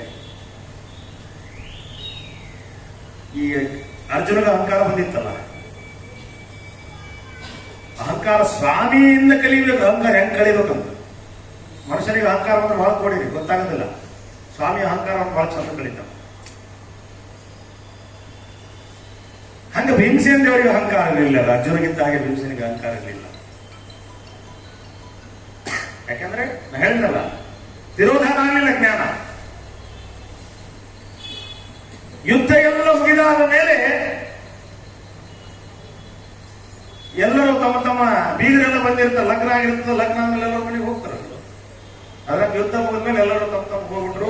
ಕೃಷ್ಣ ಪರಮಾತ್ಮ ಯುಧಿಷ್ಠಿರನಿಗೆ, ಧರ್ಮರಾಜನಿಗೆ ಬಂದು ಕೇಳ್ತಾನೆ, ನಾನು ದ್ವಾರಕೆಗೆ ಹೋಗ್ಬೇಕಪ್ಪ, ಬಂದು ಬಹಳ ದಿವಸ ಆಯ್ತು, ಯುದ್ಧ ಎಲ್ಲ ಮುಗಿತು, ವಿಜಯ ಆಗಿದ್ದೀರಾ, ಚಕ್ರಾಧಿಪತ್ಯವನ್ನು ವಹಿಸಿದ್ದೀರಾ, ಚೆನ್ನಾಗಿ ರಾಜ್ಯಭಾರವನ್ನು ಮಾಡಿಕೊಂಡು ಹೋಗಿ ನನಗೆ ಅಪ್ಪಣೆ ಕೊಡಿ, ನಾನು ಹೊರಡುತ್ತೇನೆ ಅಂತ ಹೇಳ. ಈ ಕಟ್ಟೆ ಸಿಗ್ಬಿಟ್ಬಿಟ್ಟು ಧರ್ಮರಾಜ, ಸ್ವಾಮಿ ಅಖಿಲಾಂಡ ಕೋಟಿ ಬ್ರಹ್ಮಾಂಡ ನಾಯಕ ಪರಮಾತ್ಮ ಪರ್ಮಿಷನ್ ಕೇಳಕತ್ತ. ಇದು ತಿಳಿದವರಿಗೆ ಮಾತ್ರ ಅರ್ಥ ಆಗುತ್ತೆ, ನಮ್ಮನೆ ಮಾತ್ರ ಹೋಗ್ಬೇಡಿ ಅಂತ ನೋಡ್ತಿದ್ವಿ ನಾವು. ಆದ್ರೆ ಧರ್ಮರಾಜ, ಧರ್ಮ ಅದಕ್ಕೆ ರಾಜ, ಆ ಧರ್ಮಕ್ಕೆ ರಾಜ. ಆತ ಯೋಚನೆ ಮಾಡಿದ್ದು ಹೇಗೆ ಅಂತಂದ್ರೆ, ಸ್ವಾಮಿ ಹೋಗಿ ಬರ್ತೀನಿ ಅಂತಂದು ನನಗೆ ಕೇಳಿದ್ರೆ ಹೋಗಿ ಬಾ ಅಂದ್ರೆ ಆರ್ಡರ್ ಮಾಡಿದಂಗ ಆಗ್ತದೆ, ಆಜ್ಞೆ ಮಾಡಿದಂಗ ಆಗ್ತದೆ. ನಾನಷ್ಟು ಯೋಗ್ಯನಲ್ಲ. ಅಂಥ ಮಹಾನ್ ಭಾರಿ ಧರ್ಮರಾಜ ಹೇಳ್ತಕ್ಕಂಥ ಮಾತುಗಳನ್ನು ಕೇಳಬೇಕು ನಾವೆಲ್ಲ, ತಿಳಿದುಕೊಳ್ತಕ್ಕಂಥ ವಿಷಯಗಳಾದ್ರೆ. ಧರ್ಮರಾಜ ವಿಚಾರ ಮಾಡ್ತಾನೆ, ಸ್ವಾಮಿ ಹೀಗೆ ಕೇಳಿದ್ರೆ ನಾನು ಹೇಗೆ ಹೇಳಿ, ನಾನು ಹೇಗೆ ಆತನಿಗೆ ಹೋಗಿ ಬಾ ಅಂತಲ್ಲಿ, ಹೋಗಿ ಬಾ ಅಂತಂದ್ರೆ ಆಜ್ಞೆ ಮಾಡಿದಂತಾಗತ್ತೆ, ಇದು ತಪ್ಪಾಗತ್ತೆ ಅಂತ ಯೋಚನೆ ಮಾಡಿ, ಆಯ್ತು ಹೋಗ್ತೀನಿ ನಾಳೆಗೆ ಇದರಂಗ 3 ದಿವಸ ಆಯ್ತು. ಸ್ವಾಮಿ ಬಂದು ಕೇಳ್ತಿರ್ತಾನ, ಆಯ್ತು ಸ್ವಾಮಿ ನಾಳೆ ಹೇಳಕ್ ಬರ್ತಾ ಇಲ್ಲ. ಭೀಮಸೇನ ದೇವರು ವಿಚಾರ ಮಾಡಿದ್ರು, ಬಗಲಾಗಿದ್ದು ನೋಡಿದ್ರು, ಇವರ ಪೀಕಲಾಟ ಅಂತ ಕರೀತಾರಲ್ಲ, ಆ ಪೀಕಲಾಟ ನೋಡಿದ್ರು ಸ್ವಾಮಿ. ಭೀಮಸೇನ ದೇವರು ಬಂದು ಕೇಳ್ತಾರೆ, ಅಣ್ಣ ಯಾಕೆ ಎಷ್ಟು ಉದ್ಯುಕ್ತವಾಗಿದೆ ನಿನ್ನ ಮನಸ್ಸು, ಏನಾಯ್ತು ಅಂತ ಕೇಳಿದ. ಏನಂತ ಹೇಳು, ಸ್ವಾಮಿ ಬಂದು ಕೇಳಕತ್ತಾರ ಕೃಷ್ಣ, ನಾನು ಹೋಗಿ ಬಾ ಅಂತ ಹೇಳಿದ್ರೆ ಆರ್ಡರ್ ಮಾಡಿದಂಗ ಆಗ್ತದ, ಆಜ್ಞೆ ಮಾಡಿದಂಗ ಆಗ್ತದ, ನಾನು ಧರ್ಮ ಸಂಕಟದಲ್ಲಿ ಬಿದ್ದಿದ್ದೇನೆ, ನನಗೇನೋ ಒಂದು ತೋಚುವಂತು ಅಂತ ಹೇಳ. ಅದಕ್ಕೆ ಯಾಕೆ ಚಿಂತೆ ಮಾಡ್ತೀವ ನಾನು? ಅದಕ್ಕೆ ಹೇಳಿದ್ದು, ವಾಯುದೇವರ ಜ್ಞಾನ ತಿರೋಧಾನ ಆಗುವುದಿಲ್ಲ. ಬರ್ತಾರಲ್ಲ ಸ್ವಾಮಿ ನಾಳೆಗೆ ಬಂದು ಕೇಳ್ತಾರಲ್ಲ, ನಾ ಹೇಳ್ದಂಗೆ ಹೇಳ್ಬಿಡು, ಬರೋಬರಿ ಆಗ್ತದೆ. ಏನು ಹೇಳದ ಸ್ವಾಮಿ, ಏನ್ ಹೇಳಬೇಕು ಹೇಳಲ್ಲ. ಮರು ದಿವಸ ಮುಂಜಾನೆ ಮತ್ತೆ ಅದೇ ಪ್ರಕಾರ ಬಂದ ಕೃಷ್ಣ ಬರ್ತಾನೆ, ಬಂದು ಕೇಳ್ದ, 3 ದಿವಸ ಆಯ್ತಪ್ಪ, ಅಲ್ಲ ನಾನು ಸಿಟ್ಟಿಗೆ ಅಂತ ಬಿಡ್ತ. ಮತ್ತೆ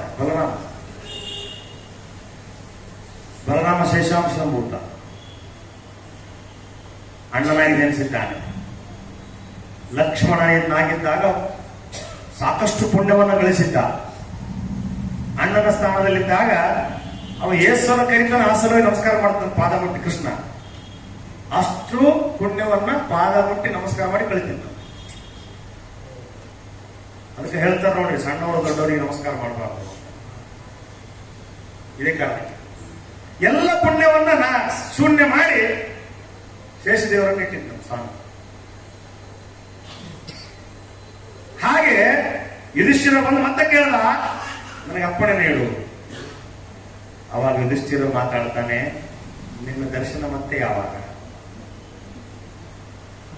ಸ್ವಾಮಿ, ನಿನ್ನ ದರ್ಶನ ಮತ್ತೆ ಯಾವಾಗ? ನನಗೆ 3 ದಿವಸ ಆದ್ಮೇಲೆ ಈ ಮಾತು ಬಂತ. ಇದು ಹೇಳಕ್ 3 ದಿವಸ ತಗೋಣ, ಗೊತ್ತಾಯ್ತು ಸ್ವಾಮಿ. ಸ್ವಾಮಿ ಪ್ರತಿಯೊಬ್ಬರ ಮನದಲ್ಲಿ ನಿಂತು ನಡೆದು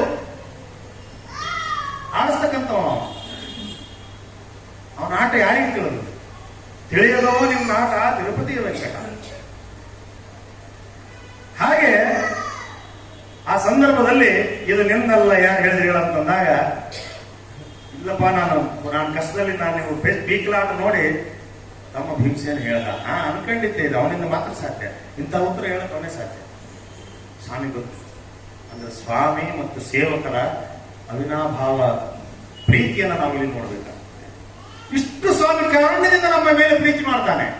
ನಾವು ನಮ್ಮನ್ನ ತನ್ನನಿತ್ತರೆ ತನ್ನ ನೀವನು, ಮನವನಿತ್ತರೆ ತನ್ನ ನೀವನು. ಮನವನ್ನ ಕೊಟ್ಟು ಬಿಡ್ರಿ, ನಿಮ್ಮ ತನ್ನನ್ನೇ ನಿಮ್ಗೆ ಕೊಟ್ಟು ಬಿಡುತ್ತೆ. ಪರಾಧೀನ, ಭಕ್ತ ಪರಾಧೀನ ಆಗಿರ್ತಕ್ಕಂಥ ಪರಮಾತ್ಮ.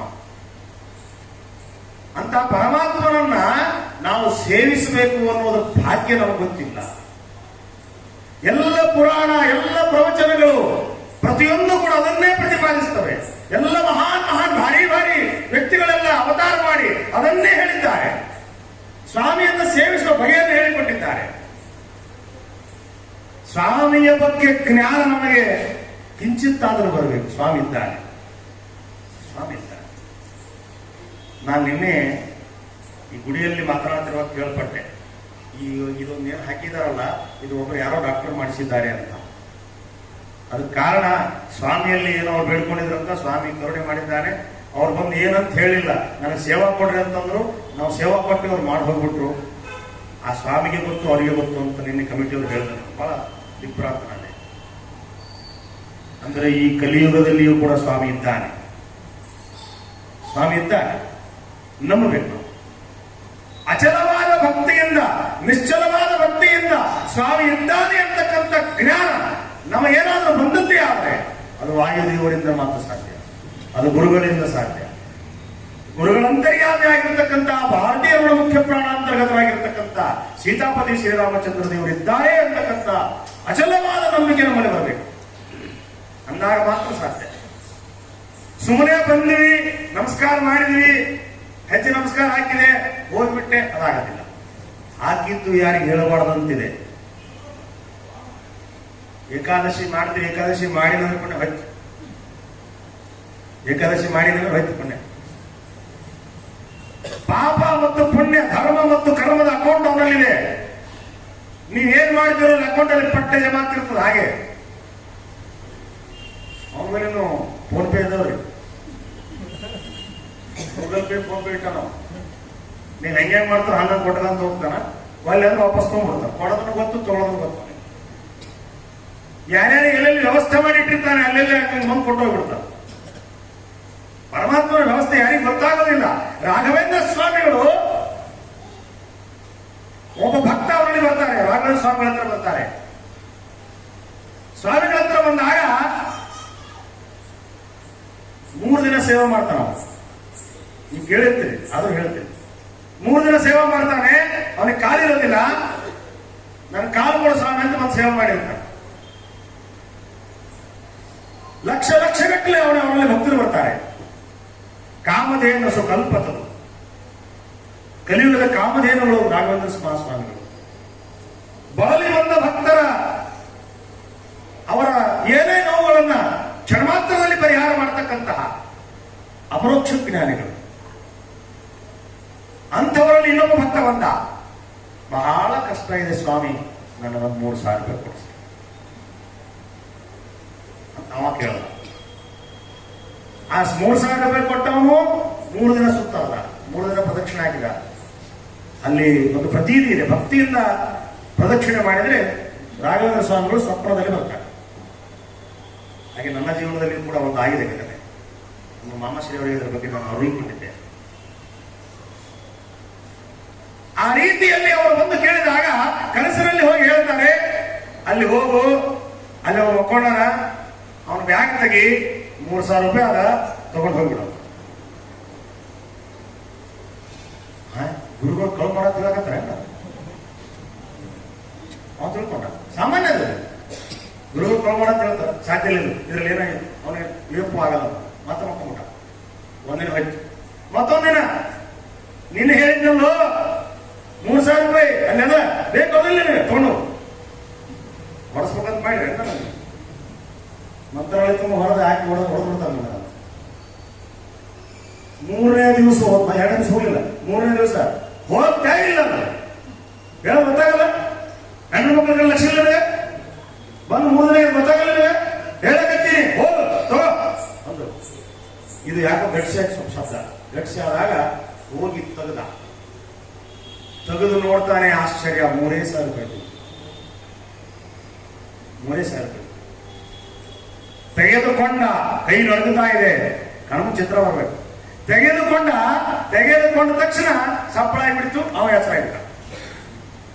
ಇವನು ಎಚ್ಚರ ಇಟ್ಟು ತಗೊಂಡು ಹೊಡೆಯಬಿಟ್ಟ. ಇವ್ ಅವನಿಗೆ ಇವ ಮೇಲೆ ಎತ್ಬಿಟ್ಟ. ಪ್ರಾಂಗಣ ತುಂಬ ಬೃಂದಾವನ ಸುತ್ತ ಪ್ರದಕ್ಷಿಣೆ ಆಯ್ತು.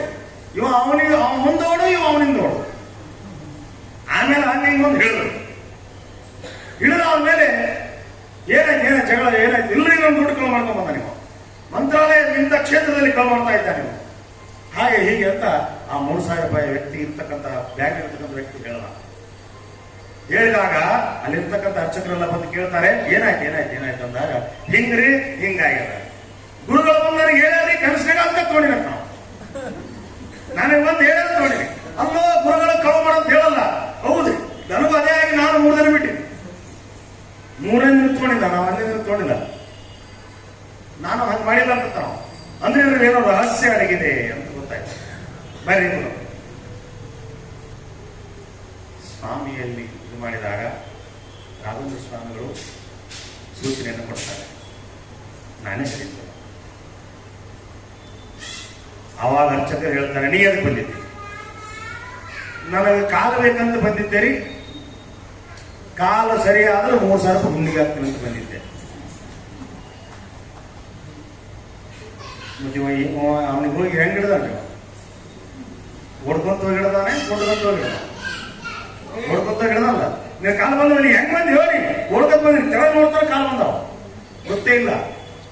ಕಣ್ಣ ಧಾರಾಕಾರವಾಗಿ ಆನಂದ ಬಾಷ್ಪ ಅಶ್ರು ಕಲ್ಪಣ ತೋರಿಸ್ತಾ, ಗುರುಗಳ ಕಾರುಣ್ಯವನ್ನು ನೆನೆಸ್ತಾ ಪಾದಕ್ಕೆ ಸಾಷ್ಟಾಂಗ ನಮಸ್ಕಾರ ಹಾಕಿಬಿಟ್ಟ ಗುರುಗಳ ಬೃಂದಾವನ ಮುಂದೆ. ಅವನಿಗೆ ಏನ್ ಬೇಕಾಗಿತ್ತು ಅವನಿಗೆ ಕೊಟ್ಟಿದ್ರು, ನಿನಗೆ ಬೇಕಾಗಿ ನಿನಗೆ ಕೊಟ್ಟಿದ್ರು. ವಾಯುದೇವರ ಸೇವೆಯನ್ನ ಅನವರತವಾಗಿ ಮಾಡ್ತಾ ಇರತಕ್ಕಂತಹ ಯಾವ ರಾಘವೇಂದ್ರ ಸ್ವಾಮಿ ಶ್ರೀಮಚ್ಚರಣರು ಇಂತಹ ಮಹಿಮೆಯನ್ನು ತೋರಿಸ್ತಾರೆ ಅಂತಂದ ಮೇಲೆ ಸಾಕ್ಷಾತ್ ವಾಯುದೇವರು ಇನ್ನೆಷ್ಟು ತೋರಿಸ್ತಾರೆ. ಹಾಗೆ ಯಾಕೆಂದ್ರೆ ಸಾಮಾನ್ಯದವನಲ್ಲ, ಪಂಚ ಪ್ರಾಣರೂಪರಾಗಿರ್ತಕ್ಕಂತಹ ಮುಖ್ಯ ಪ್ರಾಣ. ಪ್ರಾಣ ಪಾನ ವ್ಯಾಮೋ ದಾನ ಸಮಾನ ಪಂಚಪ್ರಾಣರೂಪನಾಗಿರ್ತಕ್ಕಂಥ ದ್ರೌಪದಿ ಏನಂತ ಹೇಳಿದ್ಲು, ಭರೀ ಸಭಾದಲ್ಲಿ ನನ್ನ ಜಡೆಯನ್ನ ಎಳೆದಿರ್ತಕ್ಕಂಥ ದುಶ್ಯಾಸನ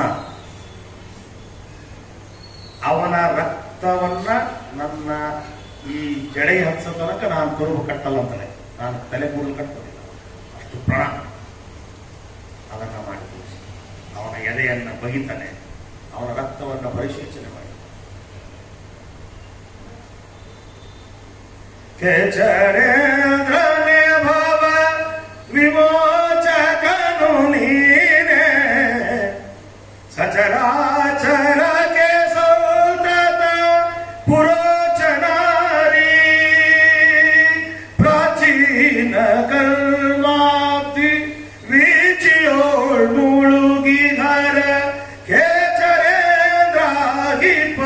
ತ್ರಿಲೋಚನರ ಕುರುಗೌದು, ವಿನಯ ಬಲಿನಗಾನು ಭೀಮಸೇನ. ಖಚರೋತ್ತಮನೆ ಸುಚರಿತಗಳನ್ನು ಕೇಳಿ ರಚನೆಗೈಯವಲ್ಲನೆ ಅಚಲ ಸತ್ವ, ಪ್ರಚಲಿಸುತ್ತಿಹ ಮನೋ ವಚನ ಕಾರ್ಯವ ಘಟೋ ಕಚ ಜನಕ ಸಜ್ಜನರ ಪ್ರಚಯ ಮಾಡುವುದು, ಬೆನ್ನಗಾನು ಭೀಮಸೇನ. ವಾಚಾಮಗೋಚರ ಜಗನ್ನಾಥ ವಿಠಲನ ಶ್ರೀಚರಣ ಭಜಕನು ನಿಶಾಚರಾರಿ, ಮೈಚರ್ಮ ಸುಲಿದು ದುಶ್ಯಾಸನನ ರಕ್ತವ, ಮೈಚರ್ಮ ಸುಲಿದು ದುಶ್ಯಾಸನನ ರಕ್ತವ ಪರಿಸೇಚನೆಯ ಮಾಡಿದೆ, ಮಹೋಚಿತವೇದೆಂದರಿದು ಭಿನ್ನೈ ಬೆಲಿನಗಾನು ಭೀಮಸೇನ. ಏನು ಹೇಳ್ತಾರೆ ಜಗನ್ನಾಥ, ಯಾವ ರೀತಿಯಲ್ಲಿ ಅವರ ಒಳಗಡೆ ನಿಂತು ಪರಮಾತ್ಮ ಎಂತ ಅದ್ಭುತವಾಗಿರ್ತಕ್ಕಂಥ ಶಬ್ದಗಳನ್ನು ಹೇಳಿದ, ಹೇಗೆ ಬರೆದರು ಕೇಳಿದ್ರೆ ಅದನ್ನ ನುಡಿದರೆ ನಮ್ಮ ಜನ್ಮ ಪಾವನ ಆಗ್ತಾ ಇದೆ.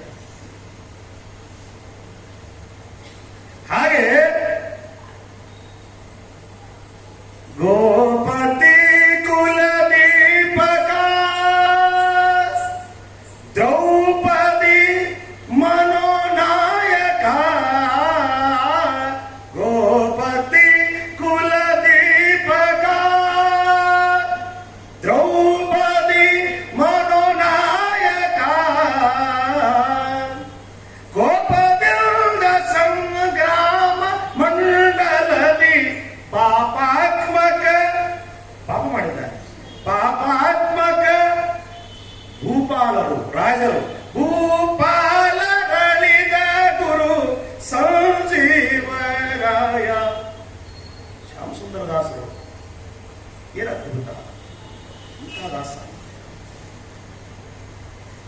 ಹೀಗೆ ವಾಯುದೇವರನ್ನ ಕುರಿತು ಭೀಮಸೇನ ದೇವರನ್ನ ಕುರಿತು ಹೇಳ್ತಾ ಹೋದ್ರೆ ಇನ್ನೂ ಸಾಕಷ್ಟಿದೆ. ಆ ಭೀಮಸೇನ ದೇವರ ಈ ಒಂದು ಚರಿತ್ರಾಮೃತವನ್ನ ಆ ಭೀಮಸೇನ ದೇವರ ಅಂತರ್ಯಾಮಾಗಿರ್ತಕ್ಕಂಥ ಭಗವಂತನಲ್ಲಿ ವಾಯುದೇವರಲ್ಲಿ ಭಗವಂತನಲ್ಲಿ ಕ್ಷಮಾಪಣೆಯನ್ನು ಯಾಚನೆ ಮಾಡ್ತಾರೆ. ಯಾಕಂದ್ರೆ ಅಂತ ಮಹಾಮಹಿಮನ ಬಗ್ಗೆ ಹೇಳಬೇಕಾದ್ರೆ ಈ ನಾ ಹೇಳಿದ್ರೆ ಜನ್ಮ ಜನ್ಮಾಂತರಗಳು ಬೇಕು ಅವ್ರ ಬಗ್ಗೆ ತಿಳ್ಕೊಳ್ಬೇಕಾದ್ರೆ ಈ ಕ್ಷಣ ಮಾತ್ರದಲ್ಲಿ ಒಂದೊಂದು ಅರ್ಧ ಗಂಟೆ ಒಂದು ತಾಸದಲ್ಲಿ ಹೇಳೋದಲ್ಲ. ಆದರೆ ಇಂಥ ಸಮಯದಲ್ಲಿ ಭೀಮಸೇನ ದೇವರ ಬಗ್ಗೆ ಹೇಳಲಿಕ್ಕೆ ಉದ್ಯುಕ್ತನಾಗಿ ಪ್ರಯತ್ನ ಮಾಡಿದ್ದೇನೆ. ಈ ಪ್ರಯತ್ನದಲ್ಲಿ ಫಲ ಏನಾದರೂ ಎಲ್ಲ ತಮ್ಮದೇ, ನ್ಯೂನತೆಗಳಿದ್ರೆ ಅದೆಲ್ಲ ನನ್ನದೇ ಅಂತ ಹೇಳ್ತಾ ಭೀಮಸೇನ ದೇವರ ಕಥೆಯನ್ನ ಇಲ್ಲಿಗೆ ನಿಲ್ಲಿಸಿ ಈಗ ಮಧ್ವಾಚಾರ್ಯರ ಬಗ್ಗೆ ಹೇಳಲಿಕ್ಕೆ ಉದ್ಯುಕ್ತನಾಗಿ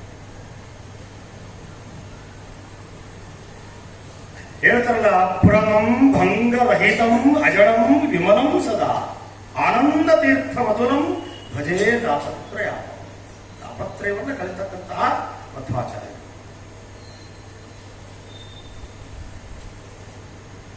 ಮಧ್ವರಾಯರ ಕರುಣ ಪಡೆಯದವ ಧರೆಯೊಳಗೆ ಇದ್ದರೇನು ಇಲ್ಲದಿದ್ದರೇನು. ದಾಸವರೇಣ್ಯದ ಮುಕ್ತಿ ಇದು.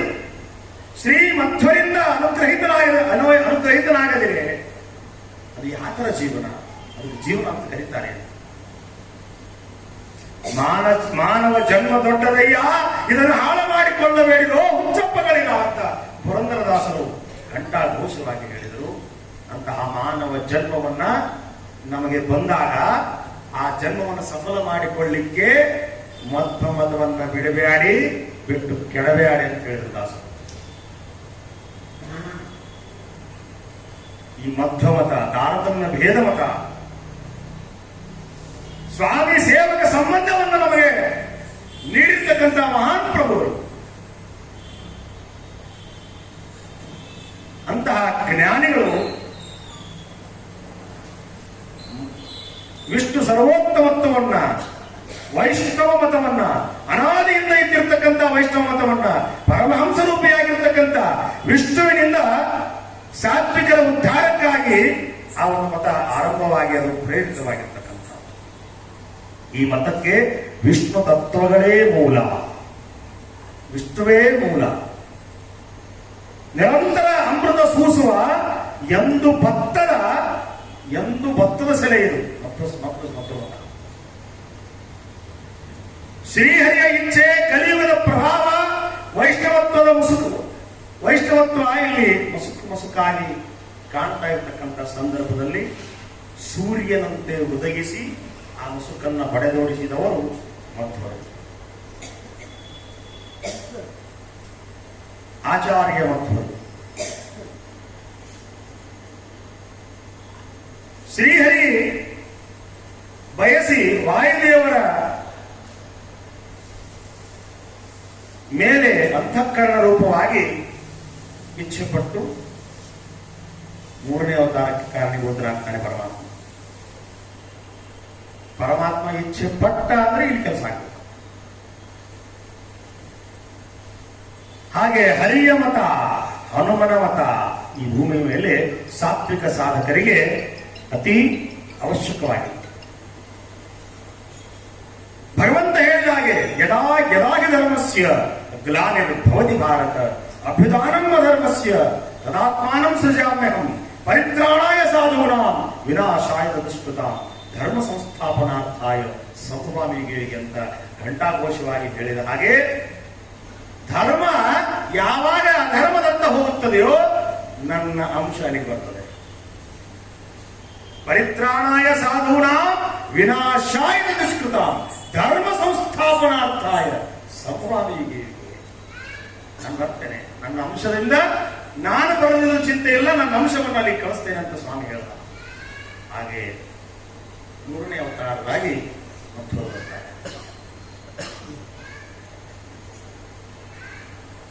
ಹರಿಯಾಜ್ಞೆಯಂತೆ ಜ್ಞಾನಿತ ಪವಮಾನನಾಗಿ ಪುಣ್ಯಭೂಮಿ ರಜತಪೀಠಪುರ ಅಂತ ಕರೀತಾರೆ ಉಡುಪಿಗೆ. ಸಾಮಾನ್ಯರು ಭೂಮಿಯನ್ನ ಸ್ಪರ್ಶ ಮಾಡಿ ಹೋಗ್ತೀವಿ ನಾವು, ಅಸಾಮಾನ್ಯ ದೇವರು, ಅದರಲ್ಲಿಯೂ ಭಗವಂತನ ಮಗ. ಹೇಳ್ಬೇಕೆ ಹೆಂಗ ವ್ಯವಸ್ಥೆ ಮಾಡಿದ್ನಂದ್ರ ಬೆಳ್ಳಿ ಕಟ್ಟು ಹಾಕ್ಸ್ಬಿಟ್ಟು ನಾವು ಉಡುಪಿ ಪೂರ ಪಾಜಕ ಬೆಳ್ಳಿ ಕಟ್ಟು ಹಾಕ್ಸಿ ಬೆಳ್ಳಿ ಕಟ್ಟರ ಹುಟ್ಟಿಸಿದ್ರು. ಈ ಹುಟ್ಟಿದರು ವಾದಿರಾಜರು ಕೂಡ ವಾದಿರಾಜರು ಹೀಗೆ ಹುಟ್ಟುತ್ತಾರೆ. ಹರಿಯುವ ಹಣವನ್ನು ಕಳಿಸಿ, ಅಡ್ವಾನ್ಸ್ ಕಳಿಸಿ, ಹೊರಗಡೆ ಆಕಲು ಬಂದಿರ್ತದೆ ಗೊತ್ತು ನಿಮಗೆಲ್ಲ. ಹಾಗೆ ಪಾಜಕ ಕ್ಷೇತ್ರದ ನಡುವನೆ ಎಂಬ ಬ್ರಾಹ್ಮಣನಲ್ಲಿ ಅವತಾರ ಮಾಡ್ತಾರೆ. ಮತ್ತು ಮಧ್ಯಗೇಹ ಭಟ್ಟ ತಂದೆ, ವೇದವತಿ ತಾಯಿ, ವಾಸುದೇವ ಎಂಬ ಅವಿಧಾನದಿಂದ ಶ್ರೀಮತ್ ವಾಯುದೇವರು, ಸಾಕ್ಷಾತ್ ವಾಯುದೇವರು 3ನೇ ರೂಪವನ್ನ ತಾಳಿ ಭೂಮಿ ಮೇಲೆ ಅವತಾರ ಮಾಡಿದರು.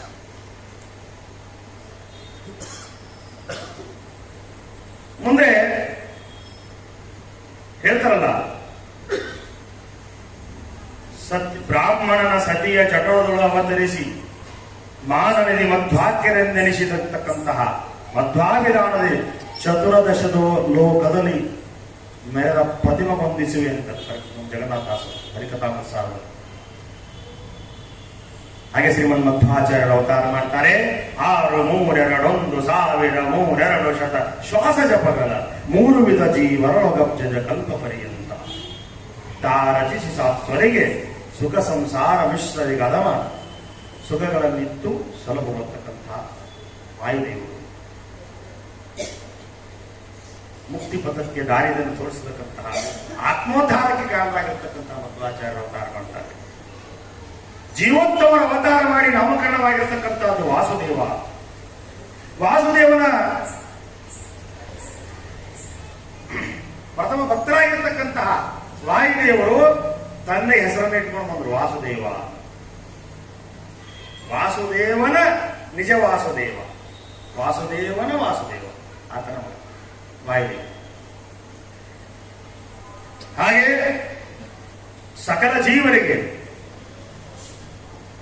ಸ್ವಾಮಿನ್ ಸರ್ವಾಂತರ ಆತ್ಮನ್ ಅಜರಜ ರಹಿತರ ಜನ್ಮಮಿತ್ಯಾ ಮಯಾರಾಂ ಗೋವಿಂದೇ ದೇಹಿ ಭಕ್ತಿಂ ಭವಚಿತ ಭಗವನ್ ನೋಜಿತಾಂ ನಿರ್ನಿಮಿತ್ಯಾಂ ನಿರ್ವ್ಯಾಜಾಂ ನಿಚ್ಚಲಾಂ ಸದ್ಗುಣಗಣ ಭಗತಿಂ ಶಾಶ್ವತಿಂ ವಾಸುದೇವ.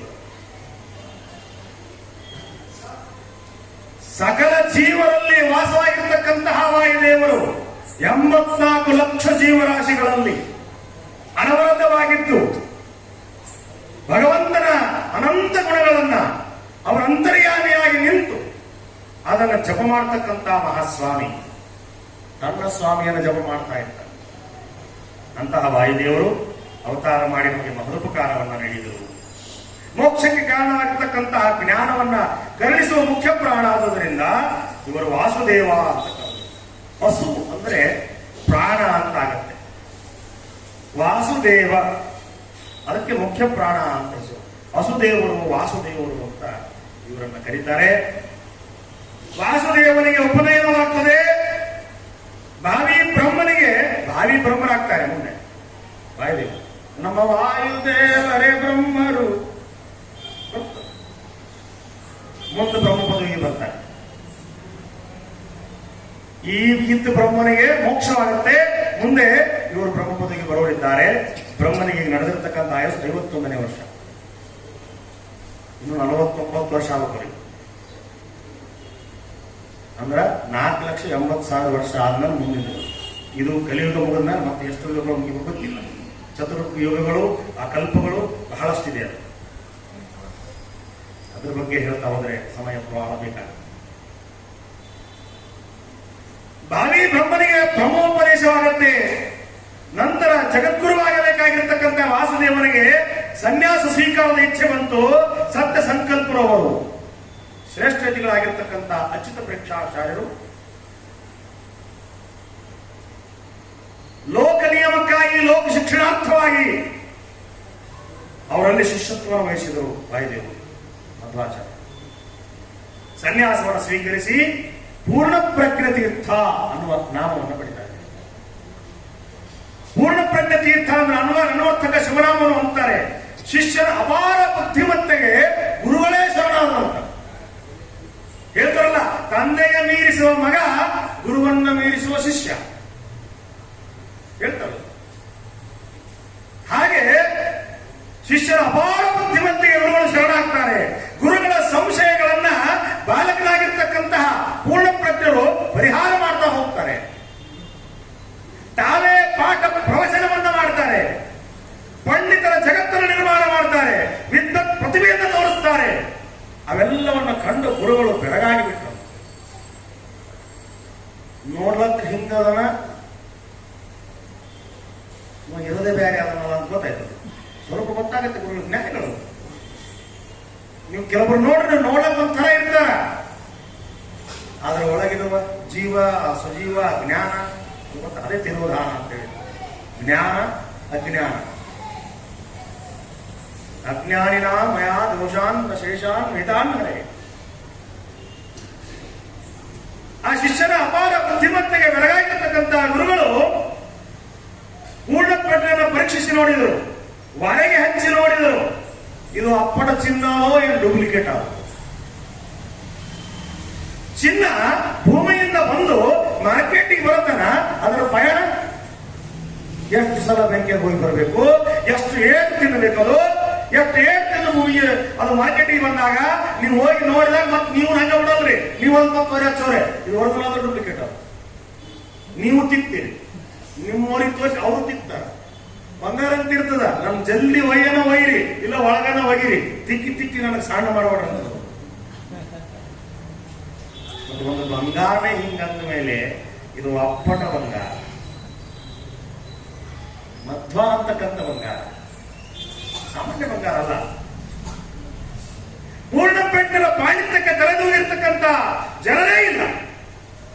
ಎಲ್ಲ ಶಾಸ್ತ್ರಗಳನ್ನ ಯಾವುದೇ ಭಾಗವೇ ಆಗಿರಲಿ ಕರತಾಮಲಕವನ್ನು ಮಾಡಿಕೊಂಡಿರ್ತಕ್ಕಂಥ ಮಧ್ವಾಚಾರ್ಯರು ಶಾಸ್ತ್ರೋಕ್ತವಾಗಿ, ಜೀವೋತ್ತಮರಲ್ವೇ ಮುಖೋಚ್ಚತವಾಗಿ ಹೇಳ್ತಿದ್ರು. ಎಲ್ಲರೂ ಪಾಠ ಹೇಳಿ ಇವತ್ತಿಗೆ ಒಪ್ಪಿಸಿದ್ರ, ಇವರು ತಿಂಗಳಿಗೆ ಒಪ್ಪಿಸಿದ್ರ, ಇವರು ಮುಂಜಾನೆ ಹೇಳಿದ್ದನ್ನ ಸಂಜೆಗೆ ಒಪ್ಪಿಸ್ಕೊಡ್ತಿದ್ರು. ಎಂಥ ಜ್ಞಾನ! ಎಲ್ಲಾ ಗ್ರಂಥ ಲೌಕಿಕ ಶಿಕ್ಷಣ, ಲೋಕ ಶಿಕ್ಷಣಕ್ಕಾಗಿ ಗ್ರಂಥಗಳನ್ನು ಓದಿದ್ರಷ್ಟೇ. ಆ ವೇದಗಳನ್ನ ವೇದವ್ಯಾಸರ ಹತ್ರ ಕುಳಿತುಕೊಂಡು ಆಗಲೇ ಅವರು ಕಲಿತು ಬಿಟ್ಟಿದ್ರು.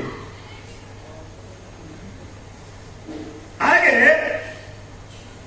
ಸರ್ವಾನುಮತದಿಂದ ಅಚ್ಯುತ ಪ್ರೇಕ್ಷಾಚಾರ್ಯರು ಶಿವಮುಹೂರ್ತದಲ್ಲಿ ವೇದಾಂತ ಪೀಠಕ್ಕೆ ಅಧಿಪತಿಯನ್ನಾಗಿ ಮಾಡ್ತಾರೆ. ವೇದಾಂತ ಸಾಮ್ರಾಜ್ಯ. ಪೂರ್ಣ ಪ್ರಜ್ಞರು ನಂತರ ಆನಂದ ತೀರ್ಥ ಭಗವತ್ಪಾದರಾದರು. ಅಲ್ಲಿ ಹೇಳ್ತಾರಲ್ರಿ ನಮ್ಮ ಶ್ಯಾಮಸುಂದರ ದಾಸರು, ಈ ಮಹಾಕಲಿಕಾಲದಿ ನೀ ಮುದ ಮುನಿ ನಾಮಧಿ, ಈ ಮಹಾಕಲಿಕಾಲದಿ ನೀ ಮುದ ಮುನಿ ನಾಮಧಿ, ಸ್ವಾಮಿ ಶ್ಯಾಮ ಸುಂದರನೆಯದು ಘನ ಭೂಮಿಯಲ್ಲಿ, ಸ್ವಾಮಿ ಶ್ಯಾಮ ಸುಂದರನೇ ಘನ ಎಂದು ಭೂಮಿಯಲ್ಲಿ ಡಂಗುರ ಸಾರಿದವ ನೀನು. ಮುದಮುನಿ ಅಂತ ಕರೆದು, ಮುದ ಮುದ ಅಂದ್ರೆ ಆನಂದ, ಮುದ ಅಂದ್ರೆ ಸುಖ, ಆನಂದ ತೀರ್ಥರು ಮುದ. ಹಾಗೆ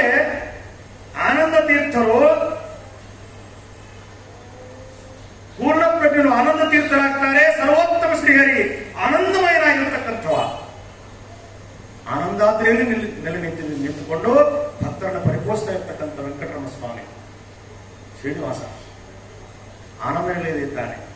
ಅವನ ಸೇವಕರು ಆನಂದ ತೀರ್ಥರು. ಶ್ರೀಮದಾನಂದ ತೀರ್ಥರೆಂಬೋ ಅರ್ಥೀಯ ಬೆಸರುಳ್ಳ ಗುರುಮಧ್ವ ಮುನಿರಾಯ ಏನೆಂಬೆ ನಿನ್ನ ಚರಣಕ್ಕೆ ಎಣೆಗಾಣೆ ಗುರುಮಧ್ವ ಮುನಿರಾಯ ಹೇಗೆ ಹೇಳ್ತಾರೆ ಅಂತಹ ಮಧ್ವಾಚಾರ್ಯರು. ಮಧ್ವ ಎಂಬ ವೈದಿಕ ನಾಮದಿಂದ ವ್ಯಾಖ್ಯಾನ ಆನಂದ ತೀರ್ಥರು, ಶ್ರೀ ಮಧ್ವರು ಎಂಬುದು ಆನಂದ ತೀರ್ಥರ ವೈದಿಕೋತ್ತಮ ನಾಮವಾಗಿದೆ. ಈ ಮಧ್ವ ಅಂತಕ್ಕಂಥ ನಾಮ ವೇದ ಉಕ್ತವಾಗಿರ್ತಕ್ಕಂಥ ನಾಮ, ವೇದಗಳ ಪ್ರಸ್ತರವಾಗಿರ್ತಕ್ಕಂಥ ನಾಮ, ಹನುಮಂತಕ ನಾಮ ಅಲ್ಲ, ವೇದೋಕ್ತ ಮಂತ್ರವಾಗಿರ್ತಕ್ಕಂಥ ನಾಮ ಮಧ್ವ. ವೇದ ಪ್ರತಿಪಾದ್ಯನಾಗಿರ್ತಕ್ಕಂಥ ನಾಮ ಹೊಂದಿರತಕ್ಕಂಥ ಏಕಮಾತ್ರ ಮತಾಚಾರ್ಯ ಅಂದ್ರೆ ಮಧ್ವಾಚಾರ್ಯ. ದಶ ಪ್ರತಿಮೆಗಳ ಕೀರ್ತಿ ದಶ ದಿಕ್ಕಿನಲ್ಲಿ ಹರತೊಡೆಯಿತು. ಅವರು ಭಾರತ ದೇಶದ ತುಂಬೆಲ್ಲ ಸಂಚರಿಸಿ ಪುನಃ ಬದರಿಯಲ್ಲಿ ನಾರಾಯಣನ ದರ್ಶನವನ್ನು ಪಡೆದು ಬದರಿಯಲ್ಲಿ ಮತ್ತೊಮ್ಮನಿ ಭಗವಾನ್ ವೇದವ್ಯಾಸರ ಪದಕೆಳಗೆ ನಿರ್ಭಯ ಸಕಲ ಶಾಸ್ತ್ರಗಳನ್ನು ಪಠಿಸಿ ನಿಖಿಲ ವೇದಾರ್ಥಗಳನ್ನು ಪರಮನಾಮರೇ ಆಗಿರತಕ್ಕಂಥ ವೇದವ್ಯಾಸರೇ ಆಗಿರತಕ್ಕಂಥ ಮೊದಲಾದ ಯತಿಪುಂಗವರಿಗೆ ಅದನ್ನು ಉಣಬಡಿಸಿದರು. ಹಾಗೆ ವೇದವ್ಯಾಸರ ಸಂಪೂರ್ಣ ಅನುಗ್ರಹ ಹೊಂದಿರತಕ್ಕಂಥ ಶ್ರೀಮನ್ ಮಧ್ವಾಚಾರ್ಯರು ಸರ್ವೇಶ ಹರಿ ಎಂಬ ಮತವನ್ನು ಸಾರುತ್ತಾರೆ. ಹರಿಯೇ ಸರ್ವೋತ್ತಮ ಅಂತ ಮತವನ್ನು ಸ್ಥಾಪನೆ ಮಾಡ್ತಾರೆ. ವಿಶ್ವವೆಲ್ಲ ಕುಸಿ ಜಗನ್ಮಿಥ್ಯಾತ್ವ ಎಂಬಂತಹ ದುರ್ವಾದಿಗಳ ಮತವನ್ನು ಖಂಡಿಸುತ್ತಾರೆ. ಸರ್ವಶಾಸ್ತ್ರ ಪ್ರಮಾಣಗಳಿಂದ ಪ್ರಮಾಣಿಸಿ ತೋರಿಸುತ್ತಾರೆ. ಆಧ್ಯಾತ್ಮ ಜಗತ್ತು ಇಂತಹ ಪ್ರತಿಭೆಯ ವಿಚಾರಗಳನ್ನ ಹಿಂದೆಂದೂ ಕಂಡಿರಲಿಲ್ಲ. ಅಂತ ಅದ್ಭುತವಾಗಿರ್ತಕ್ಕಂಥ ಪಾಂಡಿತ್ಯವನ್ನು ಕಂಡುಬಿಟ್ಟಿದೆ. ಅಗ್ರಗಣ್ಯರಾಗಿರ್ತಕ್ಕಂಥ ಪಂಡಿತೋತ್ತಮರು ಮಧ್ವಾಚಾರ್ಯ, ದಾರ್ಶನಿಕರು. ವಾದ ವಿವಾದ ಮಾಡಲಿಕ್ಕೆ ಹಲವಾರು ಜನ ಅವರಲ್ಲಿ ಬರ್ತಾರೆ.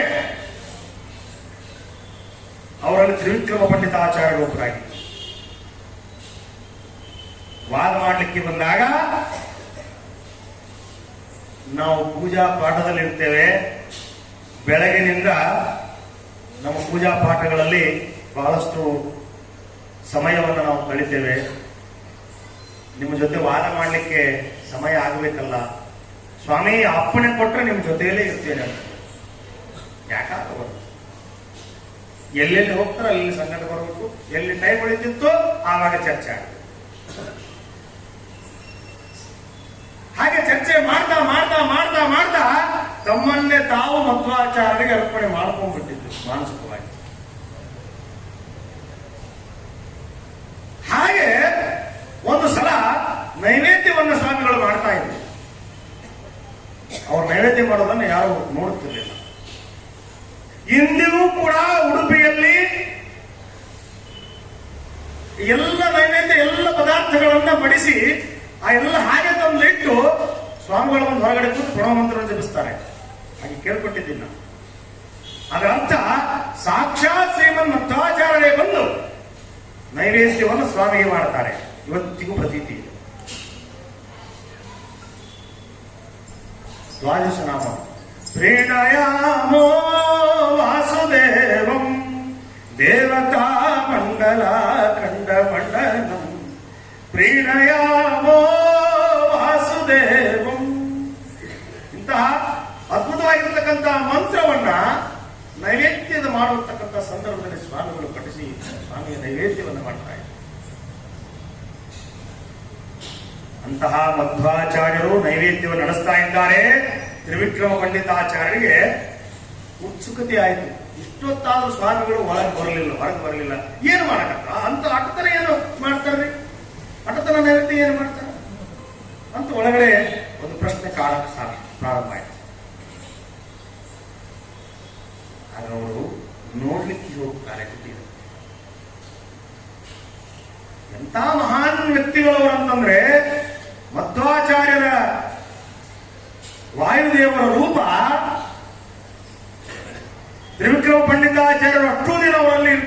ರೀತಿಯಲ್ಲಿ ಅವರ ನೆರವಾಗಿ ಅವರ ಜೊತೆಯಾಗಿ ಅವ್ರ ಹತ್ರನೇ ಇದ್ರಲ್ಲ. ಈಗ ಯಾವ್ದನ ಮನೆಗೆ ಹೋಗಿರ್ತೀರಿ ನೀವು, ಒಂದ್ 2-3 ದಿನ ಜಾಸ್ತಿ ಅವರಲ್ಲಿ ಇದ್ರೆ ಬಿಟ್ರಂದ್ರ ಅವರಲ್ಲಿ ನೀವು ಒಬ್ಬರಾಗ್ಬಿಟ್ಟಿರ್ತೀವಿ. ಅವರಲ್ಲಿ ಒಬ್ಬರಾಗ್ಬಿಡ್ತೀವಿ. ಬಹಳ ಸಲಿಗೆಯಿಂದ ಮಾತಾಡೋಕೆ ಸ್ಟಾರ್ಟ್ ಆಗುತ್ತೆ. ನಾನು 2 ದಿವಸ ಆಯ್ತು ಬಂದು, ಬಹಳ ಸಲಿಗೆ ಆಗಲ್ಲ, ಇನ್ನ 2 ದಿನ ಅಂದ್ರೆ ಬೇರೆ ಆಗ್ಬಿಡ್ತು ಮತ್ತೆ. ಹಾಗೆ ಮಧ್ವಾಚಾರ್ಯರಲ್ಲಿ ತ್ರಿವಿಕ್ರಮ ಪಂಡಿತಾಚಾರ್ಯರಿದ್ದಾಗ ತಮ್ಮನ್ನೇ ತಾವು ಮರೆತು ಬಿಟ್ಟು, ಆಗ ನೋಡಿದಾಗ ಅವರಿಗೆ ಕಂಡ ರೂಪ 3 ರೂಪ ಕಂಡುಬಿಟ್ಟು, ಹನುಮ, ಭೀಮ, ಮಧ್ವ ಗುರುವೇ ಜನುಮದ ಗುರುಗಳೆಂದು ನಂಬಿದೆ ಮುಖ್ಯ ಪ್ರಾಣ ನಿನ್ನ ಪಾದ ಅಂತ ವಿಜಯದಾಸರು ಹೇಳ್ತಾರೆ. ಛತ್ರತೀರ್ಥ ನೋಡ್ತಕ್ಕಂಥ ಭಾಗ್ಯ ಇವತ್ತು ಸಿಕ್ಕ. ಆ ಸಂದರ್ಭ ಹನುಮ ರೂಪದಿಂದ ಸಾಕ್ಷಾತ್ ಶ್ರೀಮನ್ ರಾಮಚಂದ್ರ ದೇವರಿಗೆ, ಭೀಮ ರೂಪದಿಂದ ಸಾಕ್ಷಾತ್ ಕೃಷ್ಣ ದೇವರಿಗೆ, ಮಧ್ವ ರೂಪದಿಂದ ಸಾಕ್ಷಾತ್ ವೇದವ್ಯಾಸ ದೇವರಿಗೆ ನೈವೇದ್ಯವನ್ನು ಉಣಬಡಿಸ್ತಾ ಇದ್ರು. ಅದನ್ನ ಕಣ್ಣಾರೆ ಕಂಡು ತುಂಬಿಕೊಂಡು ಆನಂದ ಬಾಷ್ಪ ಹಾಗೆ ಸುರಿತಾ ಇತ್ತು. ತ್ರಿವಿಕ್ರಮ ಪಂಡಿತಾಚಾರ್ಯರಿಗೆ ಇದನ್ನ ತೋರಿಸ್ಬಿಟ್ರು. ಬಹಳ ದುರ್ಲಭ ಅಂತಹ ಕಾರುಣ್ಯವನ್ನ ಪಡೆದಿರ್ತಕ್ಕಂಥ ತ್ರಿವಿಕ್ರಮ ಪಂಡಿತಾಚಾರ್ಯ. ಆಗ ಅವರಿಂದ ಬಂದಿರತಕ್ಕಂತಹ ಮಂತ್ರವೇ ವಾಯುಸ್ತುತಿಯಾಯಿತು. ಶ್ರೀಮನ್ ವಿಶ್ವಂಗ್ರಿಷ್ಟ ಅಧಿಗುಣಗರೋತ್ತಮ ಶ್ರೀಮದಾನಂದ ತೀರ್ಥ ಏನ್ ಬರೀತಾರೆ, ಹೇಳಿದ್ರೇನೆ ಭಾಗ್ಯ. ಒಂದೊಂದು ಶಬ್ದಗಳು ನಾಭಿ ಕಮಲದಿಂದ ಬರ್ತವೆ. ಅಂತ ಅದ್ಭುತವಾಗಿರ್ತಕ್ಕಂತಹ ಹನುಮ, ಭೀಮ, ಮಧ್ವ ಮತ್ತೆ ಮೂಲ ಮುಖ್ಯ ಪ್ರಾಣ ದೇವರ ವಾಯುದೇವರ ರೂಪವನ್ನ ಅದರಲ್ಲಿ ಅಡಗಿಸಿಟ್ಟಿದ್ದಾರೆ. ಅದನ್ನ ನಮ್ಮ ಜಗತ್ತಿಗೆ ನೀಡಿರ್ತಕ್ಕಂಥ ಮಹದುಪಕಾರ ಮಾಡಿರ್ತಕ್ಕಂಥ ತ್ರಿವಿಕ್ರಮ ಪಂಡಿತಾಚಾರ್ಯ ಪ್ರಾತಸ್ಮರಣೆಯನ್ನು ನೆನೆಸಬೇಕು. ಬಹಳ ಉಪಕಾರ ಮಾಡಿದ್ದಾರೆ. ಅಂತಹ ಒಂದು ಸ್ಮೃತಿಯನ್ನು ನಮಗೆ ಕೊಟ್ಟರು. ಅದನ್ನ ರಚಿಸಿ ಮಧ್ವಾಚಾರ್ಯರಿಗೆ ಸಮರ್ಪಣೆ ಮಾಡ್ತಾರೆ. ಮಧ್ವಾಚಾರ್ಯರು ಹೇಳ್ತಾರೆ, ನನ್ನ ಅವತಾರ ಬಗ್ಗೆ ಇದರಲ್ಲಿದೆ ಸ್ವಾಮಿ. ಲಾಸ್ಟಿಗೆ ಅವರು ಒಂದು ನುಡಿ ಬರೀತಾರಲ್ಲ, ಅದರಲ್ಲಿ ನಾನು ಯಾರೋ ಅಂತ ಹೇಳ್ಕೊಂಡೇ ಇಲ್ಲ. ಕೊನೆಯ ಶ್ಲೋಕದಲ್ಲಿ 41 ಶ್ಲೋಕಗಳಿವೆ. ಒಂದೊಂದು ಶ್ಲೋಕಕ್ಕೂ ಒಂದೊಂದು ಭಾರಿ ಪುಣ್ಯ ಇದೆ. ಭಾರಿ ಸಂಕಟಗಳನ್ನು ಕಳಿತಕ್ಕಂಥದ್ದಿದೆ. ಮುಂಜಾಗಿರ್ತಕ್ಕಂಥ ಮಕ್ಕಳಿಗೆ ಅದನ್ನ ಹೇಳಿಕೊಡಿ. ವೇದಪ್ರಸಾರವಾಗಿರ್ತಕ್ಕಂಥದ್ದು. ಮಧ್ವಾಚಾರ್ಯರ ಅದಕ್ಕೆ ಅಂಕಿತವನ್ನು ಹಾಕಿರ್ತಕ್ಕಂಥದ್ದು. ಒಪ್ಪಿದ್ದಾರೆ. ಒಪ್ಪಿ ನರಸಿಂಹನ ನಖಸ್ತುತಿಯನ್ನು ಬರೆದು, ಪಾಂತ್ವಸ್ಮಾನ್ ಪುರಹೂತ ವೈರಿ ಬಲವನ್ ಮಾತಂಗ ಮಾಜಘಡ ಕುಂಭೋಚ್ಚಾರಿಪಾರ್ಣ ಅಧಿಕ ಪಟು ಯಾಕೆ ಬರೀತಾರೆ. ಶ್ರೀಮತ್ ಕಂಠೀರ ವಾಸ್ಯ ಪ್ರತಸುನಕ ದಾರಿತ ರಾಜಿದೂರ ಪ್ರಧ್ವಸ್ತ ಧ್ವಾಂತ ಶಾಂತ ಪ್ರವಿತ ಮನಸ ನಾಗಿತ ಅದ್ಭುತವಾಗಿ ಅದನ್ನ ಬರೆದು ಹೇಳ್ತಾರೆ. ಸಂಪುಟಾಕಾರವಾಗಿ ಇದನ್ನ ಪಠನೆ ಮಾಡಿ. ಹಾಗೆ ಆ 2 ಶ್ಲೋಕಗಳನ್ನ ಮೇಲೆ ಮತ್ತು 2 ಶ್ಲೋಕಗಳನ್ನು ಎಲ್ಲ 41 ಆದ್ಮೇಲೆ ಕೆಳಗೆ ಹೀಗೆ ಸಂಪುಟ. ಒಳಗಡೆ ವಾಯುದೇವರು, ಮೇಲೆ ದೇವರು, ಕೆಳಗೆ ಸಂಪುಟಾಕಾರ. ಅಷ್ಟು ಶಕ್ತಿ ಅದರಲ್ಲಿ ಅಡಗಿದೆ ಅಂತ ಅವರು ನಮ್ಗೆ ಹೇಳ್ತಾರೆ. ಮಹೋಪಕಾರವನ್ನು ಮಾಡಿದ ಮಧ್ವಾಚಾರ್ಯ. ಹಾಗೆ ಬಹಳಷ್ಟು ಅವರ ಕಥೆಗಳು ಬರ್ತವೆ. ಚಿಕ್ಕಂದಿನಲ್ಲಿರುವಾಗ 1-2 ದೃಷ್ಟಾಂತಗಳನ್ನು ಹೇಳ್ತೇನೆ. ಚಿಕ್ಕಂದಿನಲ್ಲಿರುವಾಗ ಅವರಪ್ಪ, ಅವ್ರ ತಂದೆ ಮಧ್ಯಗೆ ಭಟ್ರು ಪ್ರಾಪಂಚಿಕವಾಗಿ ಸಾಲವನ್ನು ಮಾಡಿರ್ತಾರೆ. ಯಾರಿಗೆ ಬಿಟ್ಟಿದ್ದಲ್ರಿ ಇದು? ಅಂತ ಮಹಾನ್ ವ್ಯಕ್ತಿಗಳೇ ಬಿಟ್ಟಿಲ್ಲ, ನಮ್ಮವರಿಗೆ ಬಿಟ್ಟು. ಆ ಸಂದರ್ಭ ಸಾಲ ಕೇಳಕ್ಕೆ ಒಬ್ಬ ಮನೆಗೆ ಬಂದ್ಬಿಟ್ಟ. ಇಲ್ಲೇನೋ ಕೆಲಸದಲ್ಲಿದ್ರು ಅಥವಾ ಏನೋ ಹೊರಗಡೆ ಹೋಗಿದ್ರು ಅಂತ ಅಂದ್ಕೊಳ್ರಿ, ಅಷ್ಟು ನಿಖರವಾಗಿ ಗೊತ್ತಿಲ್ಲ. ಹಾಗೆ ಅವರು ಬಂದು ಕೇಳಿದಾಗ ಯಾರಾದ್ರೂ ಬಂದಾಗ ಏನಂತಾರೆ, ನಾವೇನಂತೀವಿ, ಮೊಬೈಲ್ ಬಂದಿರ್ತಾರೆ, ಯಾರಿಗಾರ ಕೊಟ್ಟು ಮಾತಾಡಿಸಿ ಹೊರಗೆ ಹೋಗಿರಂತ ಹೇಳ್ತೀವಿ. ಕೆಲವು ಈ ಮೊಬೈಲ್ ಭಾಳ ಸುಳ್ಳು ಹೇಳಿಸ್ತಾರೆ, ಸುಳ್ಳು ಹೇಳಿಸ್ಬಿಡ್ತಾರೆ. ಸತ್ಯ ಅಂತ ನಂಬೋದು ನಾವು, ಯಾಕಂದ್ರೆ ಕಣ್ಣಿಗೆ ಕಾಣೋದಿಲ್ಲ. ಅಲ್ಲಿ ವಾಯುದೇವ್ರ ಕೆಲಸ ಇಲ್ಲ. ವಾಯುದೇವ್ರ ಇದ್ರೆ ಗೊತ್ತಾಗ್ಬಿಡ್ತಿತ್ತು, ಇರೋ ವಾಯುದೇವ್ರು ಇಲ್ಲ. ಆದ್ರೆ ವಾಯುದೇವರೇ ಕೆಲಸ ಮಾಡ್ಯಾರ. ಯಾಕಂದ್ರೆ ವಾಯುವಿನಲ್ಲೇ ಮೆಸೇಜ್ ಬರ್ತಾವ, ವಾಯುವಿನೊಳಗೆ ನೆಟ್ ಹಾಕ್ತೀವಿ ನಾವು. ಮತ್ತೆ ಇಷ್ಟೆಲ್ಲ ಕೆಲಸ ನೆಟ್ ಟೆಕ್ನಾಲಜಿಗೂ ಮಾಡಕತ್ತಾರ ಅವ್ರು. ಮತ್ತೆ ಯಾವಾಗ ನಂಬೋದು ನೀವು? ಅದು ಈಗ ನಂಬಲ್ಲ, ವಾಯುದೇವ್ರು ನಂಬ್ತೀರಾ ಇಲ್ಲ? ನಂಬಲೇಬೇಕು. ವಾಯುದೇವರಿಂದ ಯಾರಾದ್ರೂ ಕೇಳ್ತಾರೆ ದೇವ್ರು ತೋರ್ಸ್ರಿ ಅಂತ ಕೇಳ್ತಾರಲ್ರಿ, ಅವ್ರಿಗೆ ಒಂದೇ ಪ್ರಶ್ನೆ ಮಾಡ್ರಿ, ಗಾಳಿ ಹಿಡಿದು ತೋರ್ಸು, ದೇವ್ರು ತೋರ್ಸು. ಗಾಳಿ ಹಿಡಿಯಕ್ಕಾಗತ್ತ? ಹಾಗೆ ದೇವರನ್ನು ಹಾಗೆ ತೋರಿಸ್ತಾರೆ. ಅನ್ನೋರೇನು ರಣಕಾಷ್ಟಗಳಲ್ಲಿ ಭಗವಂತನಿದ್ದ. ಯೋನಿ ಒಳಗೆ ಹುಟ್ಟಿದ ರಾಮಚಂದ್ರನಾಗಿ ಅಂತ ತಿಳಿಬೇಡ, ತಪ್ಪಾಗುತ್ತೆ. ಕಂಬದಿಂದ ಒಳಗೂಡಿ ಬಂದ. ಮಂದಾರ ಪರ್ವತವನ್ನು ಬೆನ್ನಿನ ಎತ್ತಿ ತೋರಿಸ್ಯಾನ. ಬರಿಗಾಲೆ ತಿರುಗಾಡಿ ಅಧರ್ಮವನ್ನು ಮೆಟ್ಟಿ ನಿಂತಾನ. ಆಕಾಶ ಭೂಮಿ 3 ಲೋಕಗಳನ್ನ ಅಳದು ಇದೆಲ್ಲ ನಂದೇ ಅಂತ ಹೇಳಿ ನಮ್ಮದನ್ನವರಿಗೆಲ್ಲ ಉತ್ತರ ಕೊಟ್ಟ. ನಾವು ಅಳದಿರ್ತಕ್ಕಂಥ ವಾಮನ ಅವತಾರದಲ್ಲಿ ಏನ್ ಮಾಡಿ ಹೀಗೆ ಮಹದುಪಕಾರವನ್ನು ಪರಮಾತ್ಮ ಮಾಡಿದ್ದಾನೆ. ಆ ಪರಮಾತ್ಮನ ರೂಪದ ಚಿಂತನೆಗಳನ್ನು ಮಾಡಿದರೆ ನಮ್ಮ ಪಾಪಗಳೆಲ್ಲ ನಾಶವಾಗಿ ಹೋಗ್ತದೆ.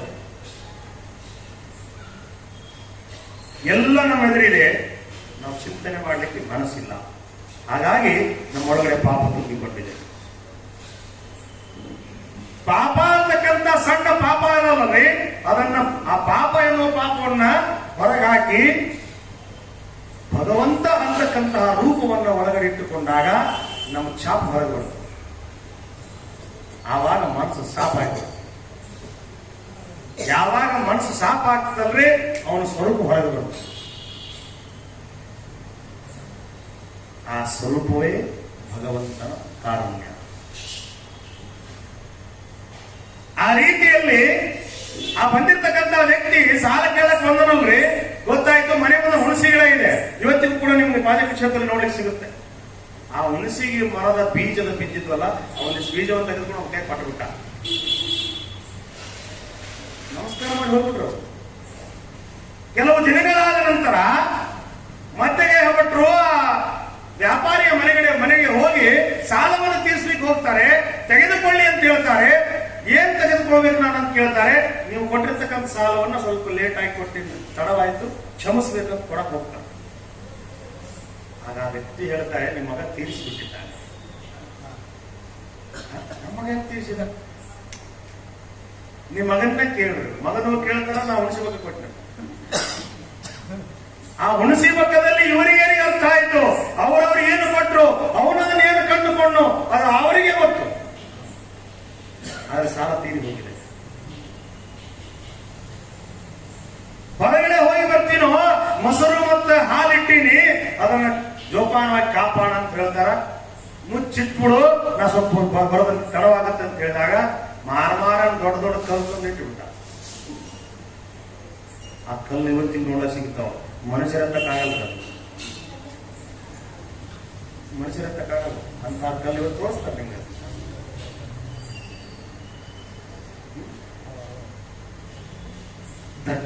ದಂಡದಿಂದ ಉದ್ಭವಾಗಿರ್ತಕ್ಕಂಥ ದಂಡತೀರ್ಥ ಪಾಜಕ ಕ್ಷೇತ್ರ ಮಹಾನ್ ಪುಣ್ಯಕ್ಷೇತ್ರ, ಪರಶುರಾಮ ಕ್ಷೇತ್ರ.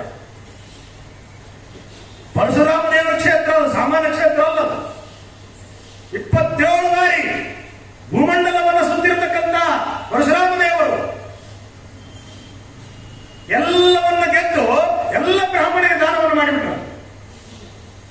ದಾನ ಮಾಡಿದ ಭೂಮಿಗಳ ಒಂದು ಕ್ಷಣ ಇರಂಗಿಲ್ಲ ಸ್ವಾಮಿ. ಮೊದಲೇ ಅವ್ರು ಸಮುದ್ರಾಜನ ಹಿಂದೆ ಸರಿಸಿ ಅಲ್ಲಿ ವಾಸ ಮಾಡ್ತಾನೆ. ಅದೇ ರಜತ ಪೀಠಪುರ ಪರಶುರಾಮ ಕ್ಷೇತ್ರ ಆಯಿತು. ಅಲ್ಲೇ ಉಡುಪಿಯ ಕೃಷ್ಣನ ಪ್ರತಿಷ್ಠಾಪನೆ ಮಾಡ್ತಾರೆ ಸ್ವಾಮಿ. ಕೆಲವು ಇನ್ನೊಂದು ಜಾಗ ಬರ್ತದೆ, ಜಾಗದ ಹೆಸರು ನನಗೆ ಅಷ್ಟು ನೆನಪಿಲ್ಲ. ಆ ದೃಷ್ಟಾಂತ ಹೇಳ್ತೇನೆ. ಆ ಊರಿಗೆ ದಾಟಲಿಕ್ಕೆ ಅಲ್ಲೊಂದು ನದಿ ಹರಿತಾ ಇತ್ತು, ಒಂದು ಏನೋ ಕಾಲದಾರಿ ನದಿ ಇರ್ತದೆ, ಯಾವ್ದು ಹಳ್ಳ ಇತ್ತು ಅಂತ ಅನ್ಕೊಂಡ್ರಿ. ಆ ಹಳ್ಳ ಇದೆ ಅಲ್ಲಿ, ಇವತ್ತಿಗೂ ಕಾಣ್ತದೆ, ಅದು ಹೆಸರು ನನಗೆ ಗೊತ್ತಿಲ್ಲ. ಆ ಹಳ್ಳ ಇದೆ. ಆ ಹಳ್ಳ ದಾಟಬೇಕಾದ್ರೆ ಒಂದು ಬಹಳ ದೊಡ್ಡ ಕಲ್ಲು ಬಂಡೆ, ಅದು ಅಡ್ಡವಾಗಿ ಎಲ್ಲರೂ ಹೋಗ್ಲಿಕ್ಕೆ ಪರಿತಪಿಸ್ತಾ ಇದ್ರು. ಮಧ್ವಾಚಾರ್ಯ ನೋಡ್ತಾರೆ, ಏನಾಯ್ತು ಇಲ್ಲಿ, ಹೀಗೆ ಯಾಕೆ ಹೋಗ್ತಾ ಇದ್ರಿ, ಏನ್ ಮಾಡೋದ್ರಿ, ಈ ಕಲ್ಲಟ ಆಗ್ಯದ. ಆ ಬೆಟ್ಟವನ್ನ ಕೈಲಿ ಎತ್ತಿ ಹಿಂಗ್ ಸಣ್ಣ ಈ ಬಾಳೆಹಣ್ಣು ಇಟ್ಟಂಗೆ ಎತ್ತಿಟ್ಟು ಬೆಟ್ಟ ಇವತ್ತಿಗೆ ಕಾಣ್ತದೆ. ಅದನ್ನ ಹಾಕಿ ಅದರ ರಸ್ತೆ ರೂಪದಲ್ಲಿ ಮಾಡಿಕೊಟ್ರು ಅಂತ ಫೂಲ್ ಅಂತಿರಲಿ, ಫೂಲ್ ಮಾಡ್ತಾರೆ. ಆ ರೀತಿ ಮಧ್ವಾಚಾರ್ಯರು ಬಂಡೆಗಳನ್ನೇ ಎತ್ತಿಟ್ರು. 32 ಲಕ್ಷಣಗಳಿಂದ ತುಂಬಿಡ್ತಾ ಇದ್ರು ಸ್ವಾಮಿಗಳು. 32 ಲಕ್ಷಣಗಳು. ಸ್ವಾಮಿಯನ್ನು ಹೇಗೆ ಸೇವಿಸ್ತಾ ಇದ್ರು ಅವರು ಅಂತಂದ್ರೆ, ಅಹಿಂಸಾ ಪ್ರಥಮ ಪುಷ್ಪಂ ಇಂದ್ರಿಯ ನಿಗ್ರಹ, ಸರ್ವಭೂತ ದಯಾ ಪುಷ್ಪಂ ಕ್ಷಮಾ ಪುಷ್ಪಂ ವಿಶೇಷಃ, ಶಾಂತಿ ಪುಷ್ಪಂ ತಪಃ ಪುಷ್ಪಂ ಜ್ಞಾನ ಪುಷ್ಪಂ ತಥೈವ ಚ ಸತ್ಯಂ ಅಷ್ಟವಿಧಂ ಪುಷ್ಪಂ ವಿಷ್ಣು ಪ್ರೀತಿಕರಂ ಭವೇತ್. ಈ ರೀತಿಯಾಗಿ ಭಗವಂತನ ಸೇವನೆ ಮಾಡ್ತೀವಿ. ನಾವು ಸೇವನೆ ಮಾಡ್ತೀವಿ ಹೆಂಗ? ಜಾಜಿ, ಮಲ್ಲಿಗೆ, ಪುಷ್ಪ, ಸೌಗಂಧಿಕ, ಸೇವಂತಿಗೆ ಇವೆಲ್ಲ ನಾವು ಪೂಜೆ ಮಾಡ್ತೀವಿ. ಇಷ್ಟೇ ಅಲ್ಲ, ಮಾಡಿ ಹೊರಗಡೆ ಬಂದವ್ರಿಗೆ ಹೇಳಿ, ಆ ಹಾರ ಚಂದ ಕಾಣಕತ್ತದಲ್ರಿ, ಆ ಚಲೋ ಕಾಣಕತ್ತ, ನಾನೇ 100 ರೂಪಾಯಿ ನಾನಾ ಸೇವೆ ಮಾಡಿಸಿದ್ವಿ ಇವತ್ತು. ಆ ಟೊಂಕಕ್ಕ ಉಳ್ದ ಚಲೋ ಕಾಣಕತ್ತಲ್ಲ ಸ್ವಾಮಿಗೆ, ನಾವ ಹಾಕಿವಿ. ಅದು ಇಲ್ಲಿ ಲಿಸ್ಟ್ ಬರ್ದಿರ್ತಾರ, ಹೆಸರು ಬರ್ಲಿಲ್ಲ ಅಂದ್ರೆ ನಮ್ಮ ಹೆಸರು ಯಾಕೆ ಬರ್ಲಿಲ್ಲ ಅಂತ ಕೇಳ್ತೀವಿ ನಾವು. ಸ್ವಾಮಿ ಉಪಕಾರ ಮಾಡ್ಯಾನ, ಅವನ ಹೆಸರಿನ ಬರ್ಕೊಳೋಣ. ನಮಗೆ ಅಷ್ಟೇ ಇಂಥ ಬುದ್ಧಿ ಬರ್ಲಿಕ್ಕೆ ಸಾಧ್ಯ, ಜ್ಞಾನಿಗಳಿಗೆ ಇದು ಬರೋದಿಲ್ಲ. ಸೇವಾ ಅಷ್ಟೇ ಬರ್ತದೆ. ರಾಮ ಕಾರ್ಯ ಧುರಂಧರಾಗಿರ್ತಕ್ಕಂಥ ಹನುಮಂತ ದೇವರು ರಾಮನಲ್ಲಿ ಕೇಳಿದ್ದು ಸೇವೆ. ಅಖಿಲಾಂಡ ಕೋಟಿ ಬ್ರಹ್ಮಾಂಡ ನಾಯಕ ಒಡೆದಾಗಿರ್ತಕ್ಕಂಥ ಕೃಷ್ಣ ಪರಮಾತ್ಮನಲ್ಲಿ ಭೀಮಸೇನ ದೇವರು ಮಾಡಿದ್ದು ಸೇವೆ. ಮಧ್ವಾವತಾರದಲ್ಲಿ ಸೇವೆ ಹ್ಯಾಕ್ ಮಾಡಬೇಕಂತ ತೋರಿಸಿಕೊಟ್ಟರು ಮಧ್ವಾಚಾರ್ಯರು. ಈ 3 ರೂಪದಲ್ಲಿ ಸೇವೆನೇ ಇದೆ.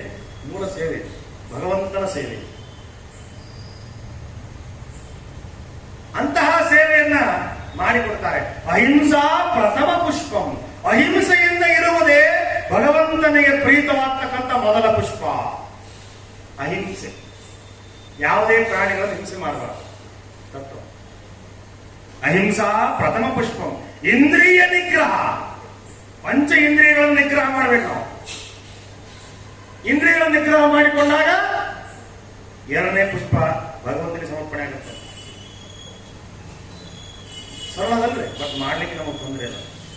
ನಾವು ಜೀವಿಗಳು ಸಾಮಾನ್ಯ ಜೀವಿ. ಆದರೂ ಕಾರುಣ್ಯ ಮಾಡಿದ್ದಾರೆ ಮಧ್ವಾಚಾರ್ಯರು. ಹೇಗೆ ಮಾಡಬೇಕನ್ನೋದನ್ನು ತಿಳಿಸಿಕೊಟ್ಟಿದ್ದಾರೆ. ನಾವು ಅದನ್ನು ಮಾಡ್ಲಿಕ್ಕೆ ಉದ್ಯುಕ್ತರಾಗಬೇಕು. ಸ್ವಾಮಿ ಮಾಡಿಸ್ತಾರೆ.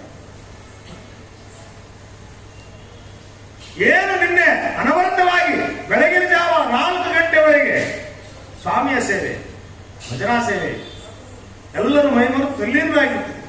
ಆ ಸುಖ ಎದ್ರಾಗ ಸುಖ ಉಣ್ಣವರಿಗೆ ಗೊತ್ತು, ಊಟ ಮಾಡಿದವರಿಗೆ ರುಚಿ ಗೊತ್ತಿರುತ್ತೆ, ಎಲ್ಲರಿಗೂ ಗೊತ್ತಾಗುತ್ತೆ. ಕೆಲವರಿಗೆ ಊಟ ಮಾಡಿದ ರುಚಿ ಆಗ್ತದ, ಕೆಲವರಿಗೆ ಬಡಿಸಿದ ರುಚಿ ಆಗ್ತದ, ಕೆಲವರು ಅಡಿಗೆ ಮಾಡಿದ ರುಚಿ ಆಗ್ತದ. ಅಡಿಗೆ ಮಾಡಿದವನಿಗೆ ನಾ ಅಡಿಗೆ ಮಾಡಿದ ಉಂಟಲ್ಲ ಅಂತ ರುಚಿ ಇರುತ್ತೆ. ಕೆಲವು ಊಟ ಮಾಡಿದವರು ಹೇಳಿದ್ಮೇಲೆ ಊಟ ಮಾಡಿದವನಿಗೆ ಆ ರುಚಿ ಗೊತ್ತಾಗಿರ್ತದ, ಅವ ಆಗಿರ್ತದ. ಬಡಿಸಿದವನಿಗೂ ಕೂಡ ನಾನು ಚೆನ್ನಾಗಿ ಬಡಿಸಿದೆ, ಅವ್ರ ಹೊಟ್ಟೆ ತುಂಬಿತು, ಅವನಿಗೆ ಖುಷಿ. ನೋಡ್ರಿ, ಒಂದು ಪದಾರ್ಥ ಎಷ್ಟು ಮಂದಿ ಖುಷಿ ಕೊಡ್ತಾ ಇದೆ. ಹಾಗೆ ಒಬ್ಬ ಭಗವಂತ ಎಲ್ಲರನ್ನ ಖುಷಿ ಪಡಿಸ್ತಾನೆ. ಭಗವಂತನನ್ನು ತಿಳಿದುಕೊಳ್ಬೇಕು ನಾವು. ಹೀಗೆ ಶ್ರೀಮನ್ ಮಧ್ವಾಚಾರ್ಯರು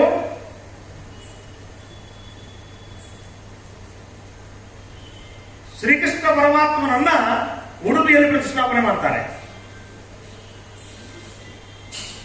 ವಿಶ್ವಕರ್ಮ ನಿರ್ಮಿತವಾಗಿರ್ತಕ್ಕಂತಹ ರುಕ್ಮಿಣೀ ದೇವಿ ಪೂಜಿತ ಕೃಷ್ಣ, ಕಡಗೋಡು ಕೃಷ್ಣ.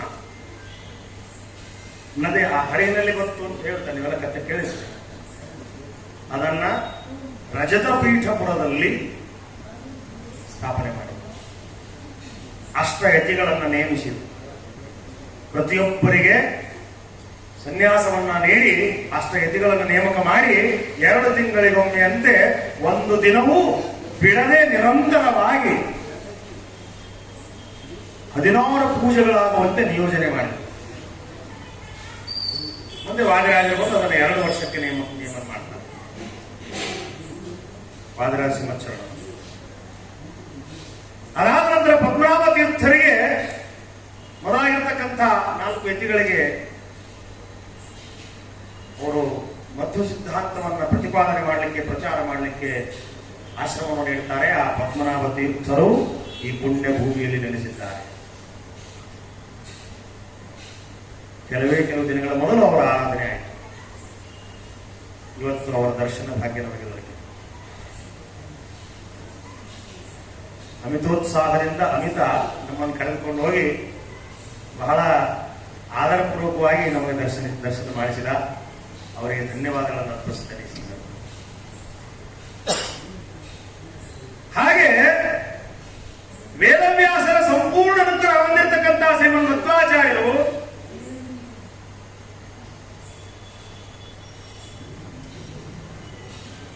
ಅನೇಕ ಪಂಡಿತರ ಅಧ್ಯಕ್ಷತೆಯಲ್ಲಿ ಸಾರ್ವಜನಿಕ ವಿಚಾರಗಳ ಖಂಡನ ಮಂಡನಗಳನ್ನು ಮಾಡಿ ತಮ್ಮ ಸಿದ್ಧಾಂತವನ್ನ ಪ್ರತಿಪಾದಿಸಿದರು. ಎಲ್ಲರಿಗೂ ಸನ್ಮತಿಯನ್ನು ಕೊಟ್ಟರು. ಜೀವ ಈಶ್ವರ ಭೇದ, ಜೀವ ಜೀವಕ್ಕೆ ಭೇದ, ಜೀವ ಜಡಕ್ಕೆ ಭೇದ, ಜಡ ಈಶ್ವರಕ್ಕೆ ಭೇದ, ಜಡ ಜಡಕ್ಕೆ ಭೇದ ಅಂತಕ್ಕಂತಹ ಸತ್ಯವನ್ನ ಕೊಟ್ಟರು.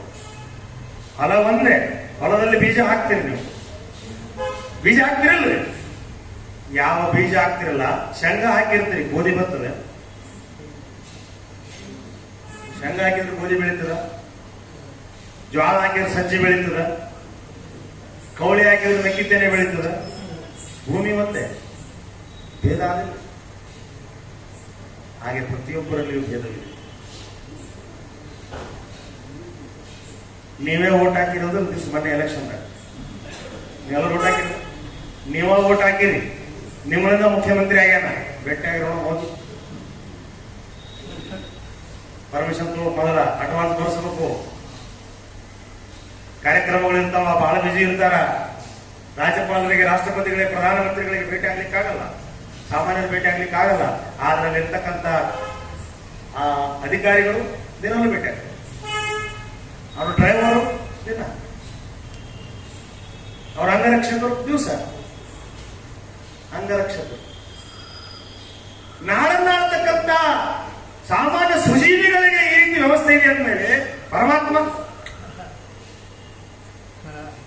ಯೋಚನೆ ಮಾಡಬೇಕು. ಅವನ ಅಧಿಕಾರಿಗಳು ಅಷ್ಟೇ ಅವನಿಗೆ ಹೋಗ್ಬೇಕು. ಎಲ್ಲರೂ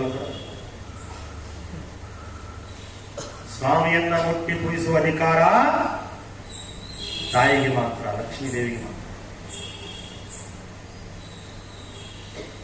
ಕಕ್ಷಾ ತಾರತಮ್ಯದಲ್ಲಿ ಅದನ್ನೆಲ್ಲ ತಿಳಿಸ್ತಾರೆ.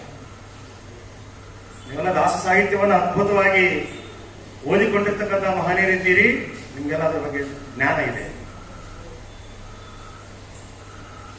ಹಾಗೆ ಪಂಚರೂಪಾತ್ಮಕ ವೇದಗಳನ್ನ ತೋರಿಸಿದ್ರು. ನಾರಾಯಣ, ಅನಿರುದ್ಧ, ಪ್ರದ್ಯುಮ್ನ, ಸಂಕರ್ಷಣ, ವಾಸುದೇವ ರೂಪಗಳನ್ನ ಪ್ರತಿಪಾದಿಸಿದರು. ಹರಿಸರ್ವೋತ್ತಮ ಅಂತಕ್ಕಂತಹ ರೀತಿಯಲ್ಲಿ ಆತನೇ ಪರದೈವ ಎನ್ನುವುದನ್ನ ಸಾರಿ ಸಾರಿ ಹೇಳ್ತಾರೆ. 37 ಸರ್ವಮೂಲ ಗ್ರಂಥಗಳನ್ನು ರಚನೆ ಮಾಡಿ ಜಗತ್ತಿಗೆ ಮಹದೋಪಕಾರವನ್ನು ಮಾಡ್ತಾರೆ ಮಧ್ವಾಚಾರ್ಯರು.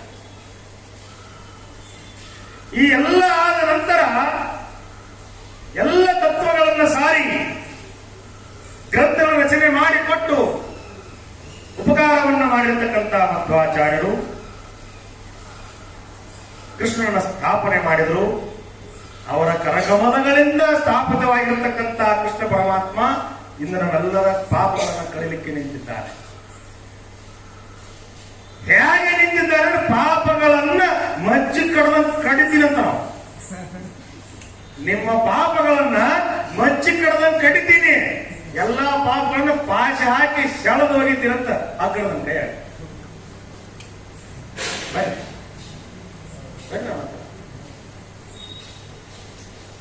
ಕುಣಿತೀರ, ಹಾಡ್ತೀರ, ಪಂಡ್ರಾಪುರ ಬರ್ರಿ. ಆನಂದದಲ್ಲಿ ನಿಮ್ಮನ್ನು ತೇಲಾಡಿಸಿ ಬಿಡುತ್ತೀನಿ ಅಂತ. ವೈಭವ ಬೇಕಾ, ವೈಕುಂಠ ಬೇಕಾ, ಹೇಗಿದೆ ಅಂತ ನೋಡ್ಬೇಕಾ? ಬರ್ರಿ ನನ್ನ ಹತ್ರ. 7 ಬೆಟ್ಟಗಳ ಮ್ಯಾಲ ನಿಂತೀನಿ, ಬರ್ರಿ. ಒಳಗ ನಿಂತೀನಂತ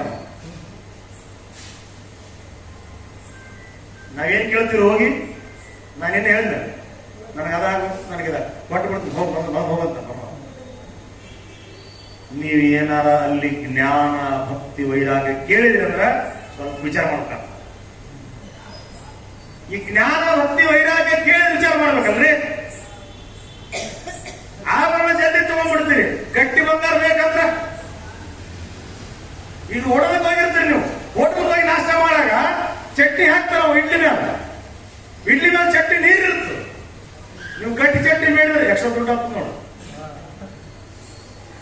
ಗಟ್ಟಿ ಮೊಸರು ಎಕ್ಸ್ಟ್ರಾ ದುಡ್ಡು ಹಾಕ್ತದೆ ನೋಡ್ರಿ. ಒಬ್ಬ ಹೋಟೆಲ್ದವ್ ಹಿಂಗ ಅನ್ಬೇಕಾದ್ರೆ ಪರಮಾತ್ಮ ಯೋಚನೆ ಮಾಡ್ಬೇಕು. ಜ್ಞಾನ ಭಕ್ತಿ ವೈರಾಗ್ಯಗಳನ್ನ ಪರಮಾತ್ಮನ ಕೇಳಿದ್ರೆ ಪರಮಾತ್ಮ ನಮ್ಮನ್ನು ಶುದ್ಧ ಮಾಡಬೇಕಾಗತ್ತೆ. ಹೆಂಗೆ ಶುದ್ಧ ಮಾಡಬೇಕು? ಬಂಗಾರದಂತೆ ಹೊಳೆಯುವಂತೆ ಮಾಡಬೇಕು. ಆ ಬಂಗಾರ ಹೆಂಗ್ ಹೊಳಿತದ? ಬೆಂಕಿಯಲ್ಲಿ ಎಷ್ಟು ಸಲ ಹೋಗಿ ಬರಬೇಕು, ಎಷ್ಟು ಏಟು ಅದು ತಿನ್ನಬೇಕು. ಅಷ್ಟು ಏಟು ತಿಂದಾಗ ಅದು ಬಂಗಾರ ಆಗ್ತದೆ. ರಾಘವೇಂದ್ರ ಸ್ವಾಮಿಗಳು ಅಪ್ಪಟ ಚಿನ್ನ, ಅಪ್ಪಟ ಬಂಗಾರ.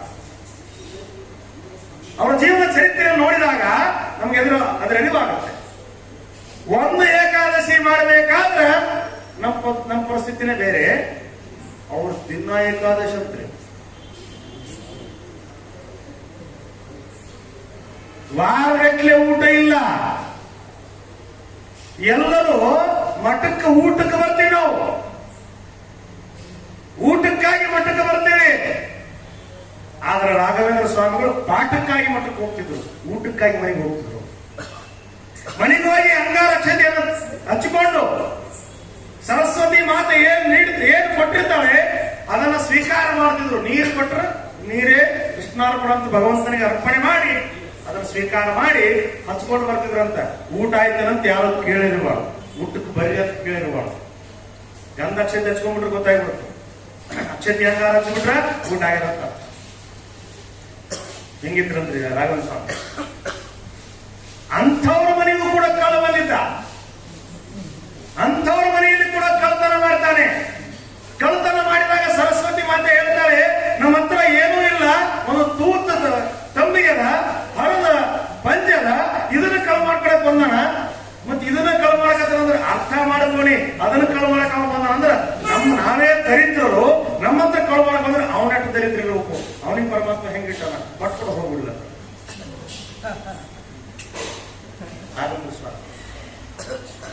ಸ್ವಾಮಿ ನನಗೆ ಅನ್ನ ಆಹಾರಾದಿಗಳನ್ನು ನೀಡಲಿಲ್ಲ ಅಂತಂದ್ರೆ ಸ್ವಾಮಿ ಮೇಲೆ ಅವ್ರ ಸಿಟ್ಟು ಏನಿಲ್ಲ. ರಾಘವೇಂದ್ರ ಸ್ವಾಮಿಗಳು ಸ್ವಾಮಿಗೆ ಸಿಟ್ಟು ಏನಿಲ್ಲ. ಅವ್ರೇನ್ ಮಾಡಿದ್ರು? ಮಹದೋಪಕಾರ ಸ್ವೀಕಾರ ಮಾಡಿ ಗ್ರಂಥಗಳ ರಚನೆ ಮಾಡಿದರು, ಗ್ರಂಥಗಳನ್ನು ಬರೆದರು. ಅಂತಹ ಮಹಾನ್ ವ್ಯಕ್ತಿಗಳು ಒಂದು ಹೊತ್ತಿನ ಅನ್ನಕ್ಕಾಗಿ ಪರಿತಪಿಸ್ತಾ ಇರ್ತಕ್ಕಂಥ ಜೀವನ ಏನಿದೆ ಇವತ್ತು. ಅವರ ಹೆಸರು ಹೇಳಿ, ಅವರ ಮೃತ್ತಿಕಾ ಬೃಂದಾವನ ಎಲ್ಲೆಲ್ಲವೋ ಅದರ ವೈಭವ ಎಷ್ಟು ಬಂಗಾರ, ಎಂತಹ ಭಾರಿ ಭಾರಿ ವಜ್ರ, ಎಂತಹ ರಥಗಳು. ಕೇವಲ ಮಂತ್ರಾಲಯದಲ್ಲಷ್ಟೇ ಅಲ್ಲ, ಇಡೀ ವಿಶ್ವದಾದ್ಯಂತ ಇವತ್ತು ವಿಶ್ವಮಾನ್ಯರಾಗಿದ್ದಾರೆ. ಇದು ವಾಯುದೇವರ ಕರುಣೆ, ಇದು ಭಗವಂತನ ಕರುಣೆ. ಭಗವಂತ ನಂಬಿ ಬಿಟ್ರೆ ಹಿಂಗಾಗ್ತದೆ. ಪುಣ್ಯದಿಂದ ಮುಗಿದ ಮೇಲದ ಅಂತ ಕರೆದಾಗ ಈ ಭಗವತ್ ಭಕ್ತರ ಮೂಢ ಜನರ ಕಷ್ಟಗಳನ್ನು ಕಳಿಬೇಕಾಗತ್ತ, ಅವ್ರಿಗೆ ದಾರಿ ತರಬೇಕಾಗತ್ತೆ. ಅದಕ್ಕಾಗಿ ನಾವು ಬರೋದಿಲ್ಲ ಅಂತ ಹೇಳ್ತಾರೆ ಸ್ವಾಮಿಗಳು. ಆಗ ಅವರಲ್ಲಿ ಸಿಲುಕಿಕೊಂಡು ಪೂಜೆಗೊಂಬ ಸದತ ಮೋಕ್ಷದಾತ. ನಾಡೊಳಗೆ ಗುರುರಾಘವೇಂದ್ರರ ಪಾದ ಸೇವೆ ಈಡಿಲ್ಲವೋ ಪುಣ್ಯ. ಶ್ರೀ ವಿಠಲದಾಸರು ಸುಮ್ಮನೆ ಹೇಳಿಲ್ಲ. ಎಲ್ಲರಿಗೂ ಒಂದೊಂದು ರೀತಿ. ನಮ್ಮನ್ನ ಅದೇ ಹೇಳಿದ್ರಿ, ಯಾಕೆ ಹಿಂಗ್ ಸ್ವಾಮಿ ನಿಂತ ನಾವು ಹೋಗ್ತೇವೆ, ನಮ್ಮನ್ನ ಕೇಳ್ತೀವಿ, ಕೊಟ್ಟು ಕಳಿಸಿಬಿಡ್ತಾನ. ಜ್ಞಾನ ಭಕ್ತಿ ವೈರಾಗ್ಯ ಅಂದ್ರೆ ಬೆಂಕಿ ಒಳಗೆ ಬೆಂದು ಏಟು ತಿಂದು ಮಾರ್ಕೆಟಿಂಗ್ ಬರ್ಬೇಕಾಗ್ತದೆ. ಇಲ್ಲಾಂದ್ರೆ ನಿಮ್ಗೆ ಯಾರು ಕೊಡ್ಕೊಳ್ಳೋದು, ನಿಮ್ಮ ಹೆಸರೇ ಮಾಡ್ಕೊಳ್ಳೋದು. ನನ್ಗೆ ಇದು ನನ್ನವ ಅಂತ ಮೋರತ್ವಕರ ಸ್ವಾಮಿ. ಎಲ್ಲಾ ಜೀವಿಗಳಲ್ಲಿ ನನ್ನವ ಅಂತ ಮೋರತ್ವ ಬೇಕಾದ್ರೆ ಬಹಳ ವ್ಯಕ್ತಿತ್ವ ವಿಕಸನವಾಗಬೇಕಾಗ್ತದೆ. ಅಂತಹ ರೀತಿಯಲ್ಲಿ ಮತ್ತು ಶಾಸ್ತ್ರದ ಸಿದ್ಧಾಂತವನ್ನ ಪ್ರತಿಪಾದನೆ ಮಾಡಿರ್ತಕ್ಕಂತಹ ಮಹಾನ್ ಸ್ವಾಮಿಗಳು ಸರ್ವ ಪಾಪ ಪರಿಹರಿಸತಕ್ಕಂತಹ ಬದರಿಕಾಶ್ರಮದಂತಹ ಸ್ಥಳ ಇನ್ನೊಂದಿಲ್ಲ ಅಂತ ಹೇಳ್ತಾರೆ. ಆ ಬದರಿಕಾಶ್ರಮವನ್ನ ಚಿಕ್ಕ ಬದರಿ, ಹಿರೇ ಬದರಿ ಅಂತಿದಾವಲ್ಲಿ. ಅಲ್ಲಿ ಹೋಗಿ ಸಾಕ್ಷಾತ್ ವೇದವ್ಯಾಸರ ಹತ್ತಿರ ಅಧ್ಯಯನವನ್ನು ಮಾಡಿ ಎಲ್ಲ ಗ್ರಂಥಗಳನ್ನು ಬರೆದರು. ಶ್ರೀಮದ್ ಭಾಗವತಕ್ಕೆ ಶ್ರೀಮದ್ ಭಾಗವತ ತಾತ್ಪರ್ಯ ನಿರ್ಣಯ, ಶ್ರೀಮದ್ ಮಹಾಭಾರತ ತಾತ್ಪರ್ಯ ನಿರ್ಣಯ, ಭಗವದ್ಗೀತೆಗೆ ಭಾಷ್ಯ, ರಾಮಾಯಣ ತಾತ್ಪರ್ಯ ನಿರ್ಣಯ. ಆ ನಿರ್ಣಯಗಳು ಇರಲಿಲ್ಲ ಅಂದ್ರೆ ಅರ್ಥೈಸಿಕೊಳ್ಳಕ್ಕೆ ಅಪಥ ಆಗಿಬಿಡ್ತು. ಮೊನ್ನೆ ಹೀಗೆ ಚರ್ಚೆ ಮಾಡುವಾಗ ಇದ್ರ ಬಗ್ಗೆ ಬಂದಿತ್ತು. ದ್ರೌಪದಿ ಒಬ್ಬಳು ಪಂಚಪಾಂಡವರು ಅವರ ಗಂಡಂದಿರು. ಬಹಳ ಜನ ಪ್ರಶ್ನೆ ಮಾಡ್ತಾರೆ, ಇದಕ್ಕೆ ಮಧ್ವಾಚಾರ್ಯರ ತಾತ್ಪರ್ಯ ನಿರ್ಣಯ ಪುಸ್ತಕ ಅಥವಾ ಗ್ರಂಥ ಇಲ್ಲದೆ ವ್ಯಾಖ್ಯಾನಿಸಲಾಗುವುದಿಲ್ಲ. ಅವರು ಹೇಳಿದ್ಮೇಲೆ ನಮ್ಗೆ ಅರ್ಥ ಆಯ್ತು. ಯಾಕಂದ್ರೆ ಪಂಚಪಾಂಡವರ ರೂಪಗಳನ್ನು ಆಗಲೇ ಹೇಳಿದೆ ನಾನು. ಆಯಾ ರೂಪಗಳಿಗೆ ಆಯಾ ರೂಪದಲ್ಲಿ ಅವರ ಪತ್ನಿಯಾಗಿ ಅವರು ಗೋಚರ ಕೇಳ್ತೀನಿ ಅವರು. ಹಾಗೆ ಮಹಾವಿಷ್ಣುವಿನಂತಹ ದೇವತೆಗಳು ಮತ್ತೊಂದಿಲ್ಲ ಅಂತಕ್ಕಂಥ ರೀತಿಯಲ್ಲಿ ತೋರಿಸಿ ಲೌಕಿಕವನ್ನ ಮಿತಗೊಳಿಸಿ ಅಲೌಕಿಕ ಆಧ್ಯಾತ್ಮದ ರಸವನ್ನ ಭಗವಂತ ಇವರ ಮುಖೇನ ಜಗತ್ತಿಗೆ ನೀಡಿದ. ಶ್ರೀಹರಿ ಸರ್ವೋತ್ತಮನಾಗಿದ್ದಾನೆ. ನಿತ್ಯ ಮುಕ್ತಳೆ ನಿರ್ವಿಕಾರಳೆ ನಿತ್ಯ ಸುಖ ಸಂಪೂರ್ಣ ನಿತ್ಯ ನಿತ್ಯ ಜಗದಾರೇ ಮುಕ್ತ ಮುಕ್ತಗಣ ವಿನುತೆ ಚಿತ್ತೈಸು ಬಿಂದಮೋ ಶ್ರೀ ಪುರುಷೋತ್ತಮನ ವಕ್ಷೋ ನಿವಾಸಿನಿ ಮೃತ್ಯುವತ್ಸಲೆ ಗಾಯತ್ರಿ ಜಗನ್ ಮಾತ್ರ ವಿಖ್ಯಾತೆ. ಜಗನ್ನಾಥದಾಸರು ಅಮ್ಮನನ್ನು ಕೊಂಡಾಡ್ತಾರೆ. ಆ ನಿತ್ಯ ವಿಯೋಗಿನಿ ಮಹಾಲಕ್ಷ್ಮಿ ಆತನ ಪಟ್ಟದರಸಿಯಾಗಿದ್ದಾಳೆ. ವಾಯುದೇವರೇ ಜೀವೋತ್ತಮರಾಗಿದ್ದಾರೆ. ಸರ್ವತಂತ್ರ ಸ್ವತಂತ್ರನಾಗಿರ್ತಕ್ಕಂತಹ ಪರಮಾತ್ಮ ಈ ಜಗತ್ತಿಗೆ ಸೃಷ್ಟ್ಯಾದಿಗಳನ್ನು ಪಡ್ತಕ್ಕಂತಹ ಸರ್ವಕರ್ತನಾಗಿರ್ತಕ್ಕಂಥ ಅಹಂಕರ್ತ ಹರಿಕರ್ತ. ನಾವೇ ಮಾಡಕ್ ಸಾಧ್ಯ? ಎಲ್ಲ ಭಗವಂತ ಕೊಟ್ಟಿರ್ತಕ್ಕಂಥ ಸರ್ವ ಶಬ್ದ ವಾಚ್ಯರಾಗಿರ್ತಕ್ಕಂತಹ ಸರ್ವ ದೋಷ ದೂರವಾಗಿರ್ತಕ್ಕಂಥ ಪರಮಾತ್ಮ ಹರಿ ಮಹಾತ್ಮೆಯನ್ನು ಹೇಳುವುದರಲ್ಲಿ ತಾತ್ಪರ್ಯವುಳ್ಳವನಾಗಿದೆ. ಪ್ರಪಂಚ ಸತ್ಯವಾಗಿದೆ, ನಿತ್ಯವಾಗಿದೆ, ಸಾಧಕರಿಗೆ ಸಾಧನೆಗೆ ಸಾಧನವಾಗಿದೆ. ಗಂಡಾಘೋಷವಾಗಿ ಹೇಳ್ತಾರೆ, ಪಂಚವೇದಗಳು ತಾರತಮ್ಯ, ಜೀವ ಈಶ್ವರ ವೇದ ಇವೆಲ್ಲ ಸತ್ಯ ನಿತ್ಯವಾಗಿವೆ. ವಿಷ್ಣು ಆತ್ಮೆಯ ಜ್ಞಾನ ಬೆಳೆಸಿಕೊಳ್ಳಿ, ಆತನಲ್ಲಿ ನಿರ್ಮಲವಾದ ನಿಶ್ಚಲವಾದ ಭಕ್ತಿ ಮಾಡಿ. ಏನು ಉಪದೇಶ ಮಾಡ್ತಾರೆ ಪರಮಾತ್ಮ? ಹರಿಯ ಬಿಂಬರೂಪದಲ್ಲಿ ಹರಿಯ ಸಾಕ್ಷಾತ್ಕಾರವನ್ನು ಮಾಡಿಕೊಳ್ಳಿ. ಅದರಿಂದ ಪರಿಪಕ್ವವಾಗಿರ್ತಕ್ಕಂಥ ಜ್ಞಾನ ಭಕ್ತಿ ವೈರಾಗ್ಯಗಳನ್ನು ಪಡೆದು ಭಗವಂತನ ಅನುಗ್ರಹಕ್ಕೆ ಮಾತ್ರ ಆಗಿ ಶ್ರೀಹರಿಯ ಪ್ರಸಾದ ನಿಮಗೆ ಒದಗಿದರೆ ಅದುವೇ ಮೋಕ್ಷಕ್ಕೆ ದಾರಿ ಅಂತ. ಅಂತಹ ಅನಂತೇಶ್ವರನ ದೇವಸ್ಥಾನದಲ್ಲಿ ಸಜ್ಜನಿಗೆ ಉಪದೇಶವನ್ನು ಮಾಡಿದರು ಮಧ್ವಾಚಾರ್ಯ. ತಮಗೆ ಅತ್ಯಂತ ಪ್ರಿಯರೆನಿಸಿದ ಅತಿ ಸುಂದರವಾಗಿರತಕ್ಕಂತಹ ವೇದೋಕ್ತ ಮಂತ್ರಗಳನ್ನ ಉಪದೇಶ ಮಾಡಿ, ಆ ಉಪದೇಶ ಮಾಡುತ್ತಿರುವಾಗ ಐತ್ರಯ್ಯ ಭಾಷೆ ಅತಿ ಸುಂದರವಾಗಿ ಉಪದೇಶ ಮಾಡ್ತಾ ಇತ್ತು. ಆ ಸಂದರ್ಭದಲ್ಲಿ ಗರುಡ, ಶೇಷ, ರುದ್ರ, ಇಂದ್ರಾದಿ ಸಕಲ ದೇವತಾ ವೃಂದವೇ ಅಲ್ಲಿ ನೆರೆದಿತ್ತು.